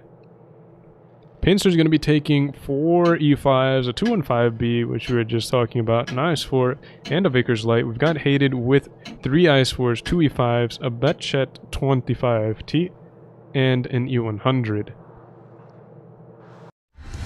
Map is going to be Rockfield, which lends itself to some interesting strategies. Like, not a map that's that's played very often, so there's some room to experiment for now. So let's see what goes on here. There's potential to be playing on C, B, and A. You're able to take B cap early. You're in a pretty good position as long as you don't bleed out too much for it. Got got Hated and Pincer both playing towards that seaside. Pepe Hands is spotting from the bush, only spots MJ. Jinja Ninja is now spotted in the back. Exodius is spotted in the U5, pushing pretty aggressively. Sean and Taichi, though, didn't get spotted. Taichi's actually going to get a shot into Exodius, maybe. Exodius finds himself in a little bit of a tight position. He can back up, but is not going to be doing a whole lot. Actually, he is going to be covered fairly well by his team. Azra, Amoret, Kill 101 and Yarrow all able to hold these guys down pretty decently, but it looks like Exodius is back up. Amoret and Azra are going to be backing off a little bit. Allows Jinja Ninja and Taichi to sneak some shots into him. Manny in that back line, trying to get some shots across into Azra and Amoret. Maybe Sponge as well. Taichi has bled out a little bit. Sean trying to get some shots into Kill 101 as well as Exodius when he's given the chance. Jinja Ninja spamming HE towards Kill 101. 215B again. Not the strongest armor. Gonna be taking some damage there from that HE. Looks like a push is coming in. Pincer with those E5s onto these isolated Hated tanks. They aren't going to be able to get some backup. Taichi's going to be focused out here. Very good focus fire from Pincer. Sean and Jinja Ninja, though, doing a decent job of blocking off 3 Pincer tanks from that push. Taichi's taking a lot of heat, but he's not dead just yet. Sponge coming around with that flank. Sean taking a shot for him. Very good heads up play there. Sponge goes down at the same time that Taichi does. Hated is actually on top on HP for now. Jinja Ninja's in a lot of trouble there, but Hated looks like they might have the positional advantage for now. As soon as Pincer gets these kills, they're going to be kind of bottled up in here. They're going to make a rotation away, though, towards Manny. Manny actually might take a lot of hits here, taking a really long way out. Gets shot twice for it. Yarrow trying to put an HE shell, not able to pen it though. MJ now going to be holding off Yarrow, but Hated now can't really do anything about this Pincer team that's stuck there. Sean might take a hit here. Alpha trying to block for him, actually pushes him out. That was a little bit of a misplay, I'd say. Noah might put a shot into Exodius, makes him a one-shot. Oh, but Sean doesn't pen the shot. Alpha is now going to be taking a lot of damage. He's looks like he's the focus, but Sean just coming back. Kill 101 gets a shot into the side of his turret. Very nice and well-timed shot there. Killer 101 being very patient, trying to get that shot. Alpha trying to get a shot into Amoret.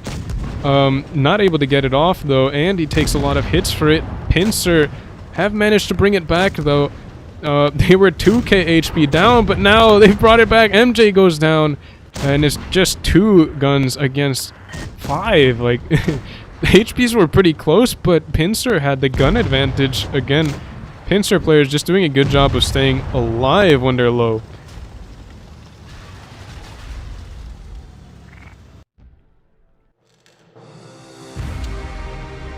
Hated actually made that game very close, though.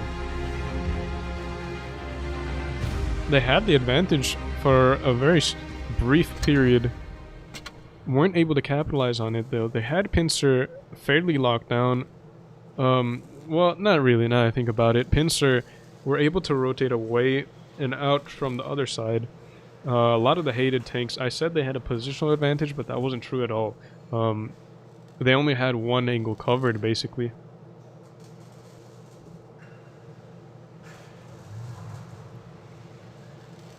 Drizzly asks, why do you think Wargaming buffed tier 10's HP for heavy? Well, frankly, I'd say it was because the meta was a little bit too fast.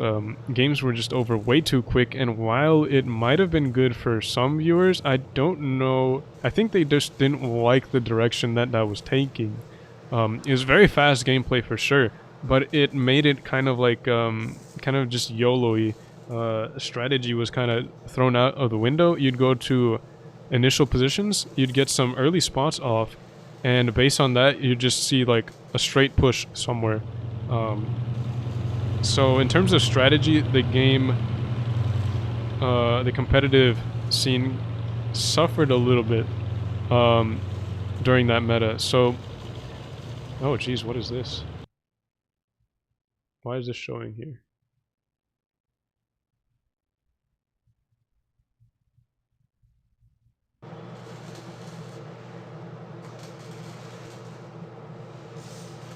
Oh, I must have done something here.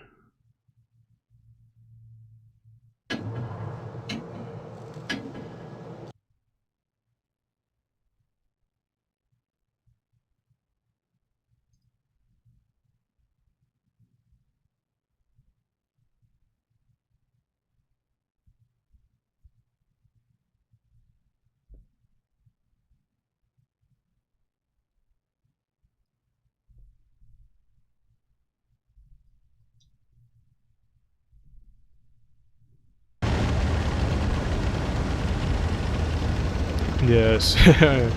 Well, unfortunately, I kind of botched the stream. I pressed some button that I shouldn't have pressed, and basically half of that game was covered up or something. Anyways, this match will not be blocked by the Chrome tab. Pincer has a lot of tanks spotted. Hated able to put a tank onto that A cab. Manny getting getting into that cab very quickly. Betta hands trying to put a shot towards Alpha, it looked like, or a blind fire towards Manny. Manny gets the cop off though. Hated are playing towards the A side as well as Pincer, so both teams try to switch it up, but they're actually running into each other, so interesting how that works out sometimes. You say, alright, we're gonna switch up our strat and catch them off guard, but they're both trying to do it at the same time, so they kind of big-brained into each other. Betta Hands is now taking that C cap. Pincer are gonna be down on cap, though. I think for the first time today. Well, besides the purple game. Never mind. We're just not gonna say that. They're down on cap this game.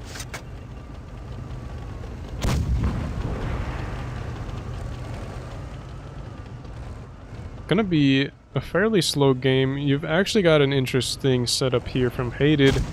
Noah as well as Sean are both chilling here by this rock. They're able to turn around in case of a pincer push from C cap.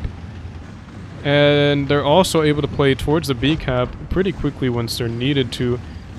This seems like a sort of trap strategy here in case something tries to push them, although they're facing towards B. It looks like maybe they're just ready to push into anything that's going on to B. I think that's what it is. Manny putting a blind HE shell into Exodius in the Kranvan in the far back. Amorat is taking some damage there as well in the E5. Kill 101, trying to get some shots into Alpha. That's just an absolutely tiny shot though. Betta Hands might find himself in a little bit of trouble here if he gets caught off guard by those two E5s. Manny, though, would probably spot him coming. Oh, Sean actually gets spotted by Betta Hands. Not gonna take the shot just yet, though. Very good discipline there. Just gonna be staying silent for now.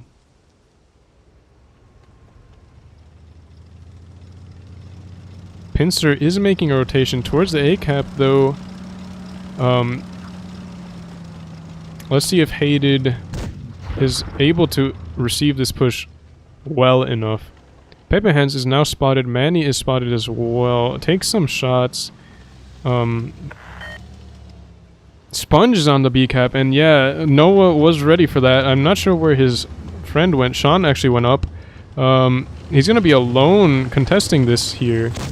Puts a reset shot into Sponge. Hated are gonna make a oh. They're actually going to be pushing into Pincer instead, so this was a pretty good bait from Pincer. They've rotated some tanks back towards A to help defend once Hated makes a reaction to that B play, so this is actually a pretty cool call right there. Although, Hated is still making it pretty close. Taichi, or Alpha taking a lot of damage, but Azra goes down as well. Amorat in the middle of a lot of tanks was not the focus just yet. Exodius getting focused out in that Kranvan. Manny now coming in to try to help out with the damage dealing. Exodius gets comboed out of the game. Very good focus fire, but at the same time, Ginger Ninja's going down. Is 390 HP. Gonna be a one-shot now. Oh, Amorat goes down at the same time, though. Caps are in the favor of Hated. Pincer is sitting on that A cap, though, so Hated has to go for kills now. Kill 101 Warrior. Taking some hits in that T22. Now down to 448 HP. Taichi needs to get his gun into the game. Pepe Hands is sitting on that A cap, just holding Hated's cap points down. Sean goes down, or Sean picks up the kill at the same time that Hated lost the tank. Oh my, and Hated, Manny put himself way too close to the action, but he's able to get away. Yarrow probably thought that the Vickers was gonna help pick up the kill, but the Vickers just absolutely disappeared. Very close game, but it looks like this one's going to Hated. Taichi and Sponge, tense 1 versus 1 there on that B cap. Hated 10 points away from that win. Yarrow's not going to be able to pick up the kill in time to get that cap down. And yeah, Hated able to pick up the win.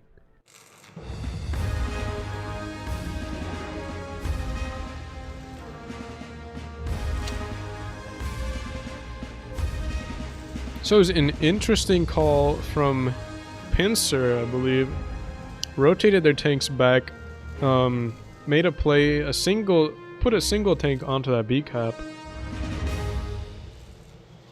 Kind of baited a reaction out of Hated, but they weren't able to hold just well enough. Looks like they kind of just counter pushed at that point. Not really sure why they did that. They would have been receiving a Hated push. I guess they were down on caps, so they had to do it, but they were picking up the B cap at the same time.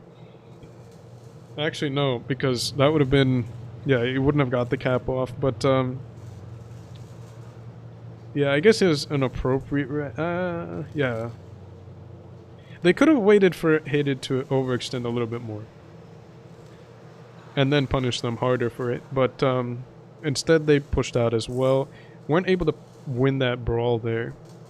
But it was a good game, so... these are all pretty good games. Unfortunately... kind of botched it, and we weren't able to see the first game in full detail because I had a big thing just blocking the screen, unfortunately. But yeah, it was a good game, I'll tell you that.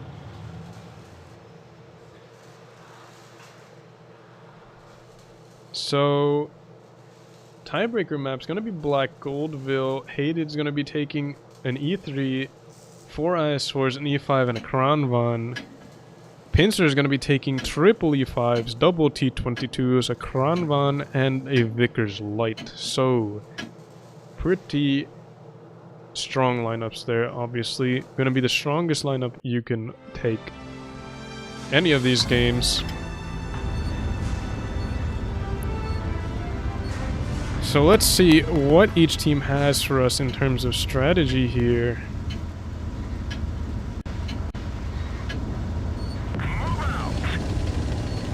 Looks like Hated is going to be playing towards A, B,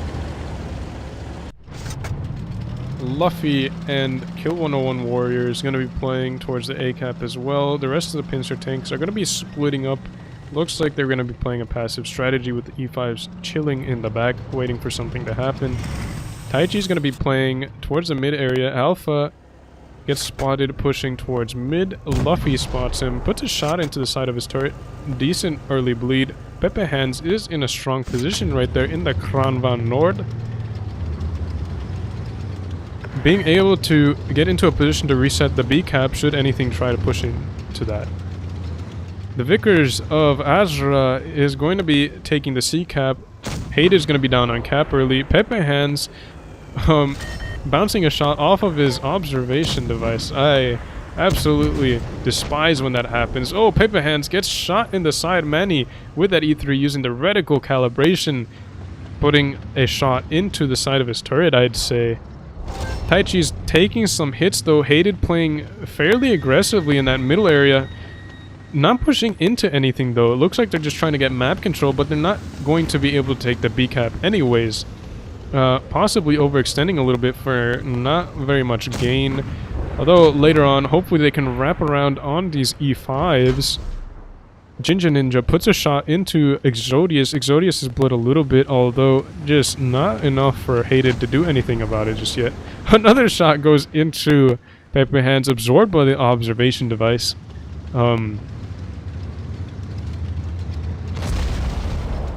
HE shell going in him there from Taichi. Taichi is just keeping him locked down there. Pepe Hands stuck in that position. Tries to get a shot onto him.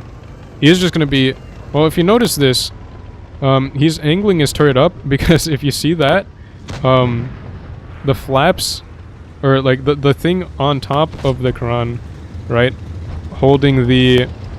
You can see the cupolas there. They get hidden if you turn your turret upwards, but it's not going to help him very much if he's getting shot in the hole.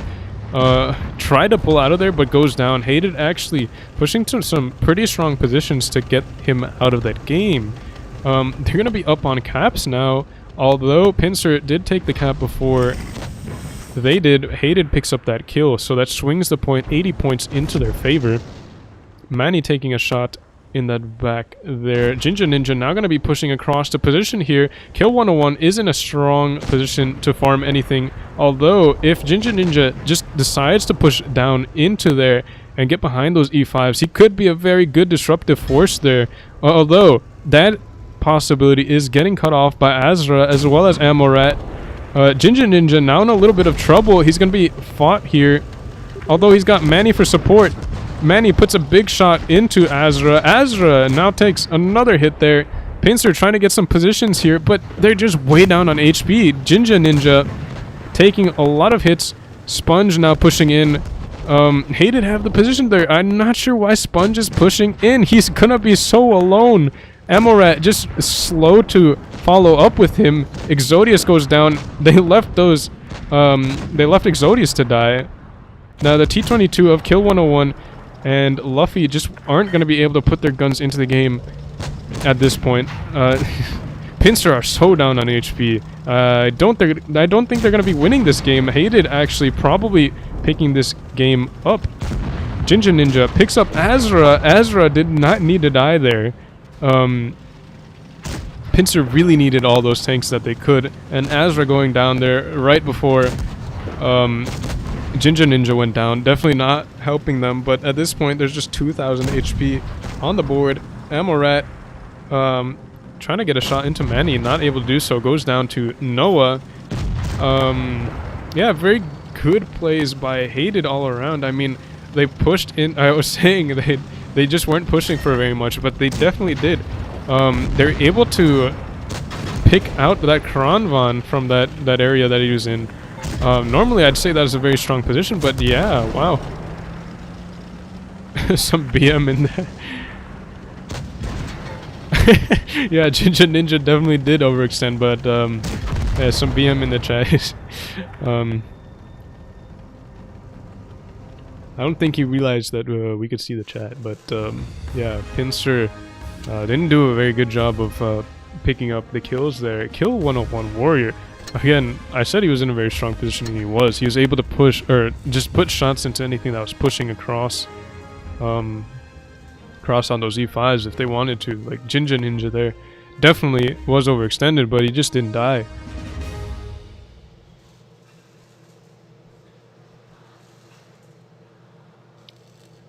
So Pincer kind of played themselves into a corner there. They didn't have any options to push out, and they kind of just let their Kranvan bleed out and die without doing a whole lot in return. So Hated making a very strong play in the beginning, putting those IS-4s into the position to dig out that Kranvan,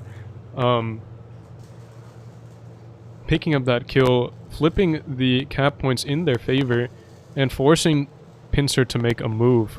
You see here, yeah, there's not a lot of damage coming in from Pincer. Pepe Hands died very early, so we can't really blame that on him.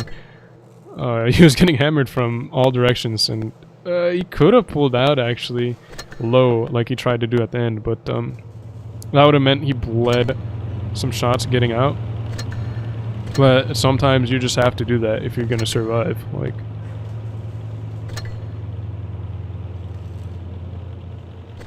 yeah, pen ratio is just not very good for Pincer.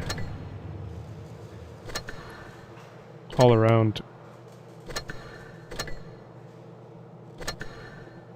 Some pretty good things being seen here. Maybe Hated will make top 8 this time.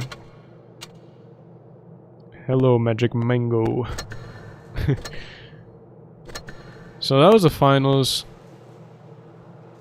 I think I'm gonna call the stream there. And yeah, I mean, as I said earlier, hopefully I can start getting on some actual like video content.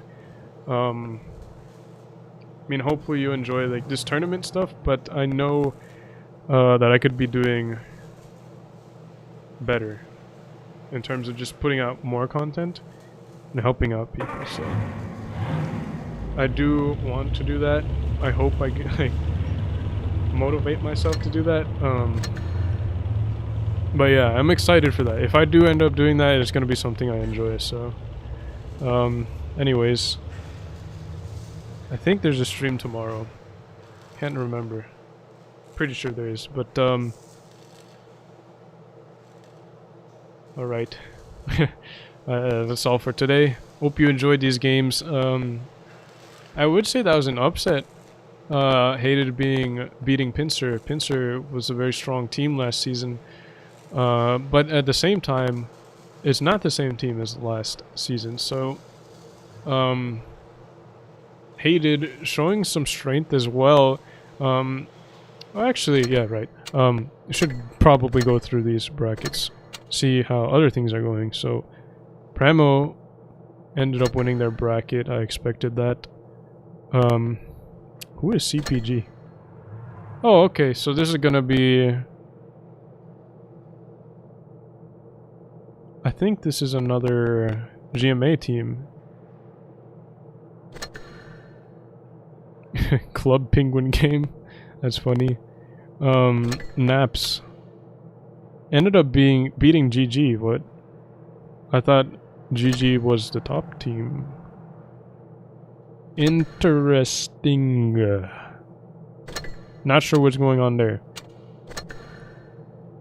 Alright. What else do we have? Mood Monkeys. 2-0 RBG. Void Meatballs ended up beating SLG Sigma.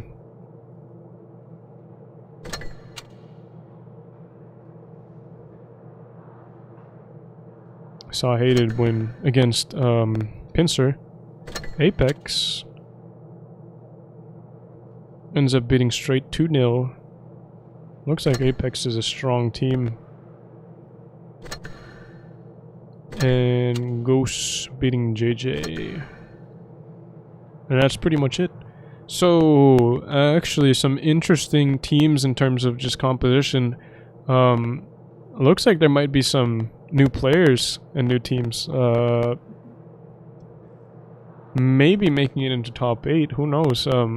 We'll have a better idea of that tomorrow to see what happens, but yeah, could be some exciting stuff in the winter season, my guys. Like, hopefully we get to see some good games. I'm excited for it.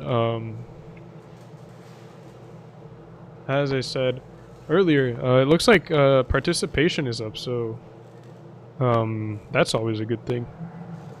Anyways, hope you enjoyed these games, and I'll see you next time. Might be tomorrow, so till then, enjoy your lives.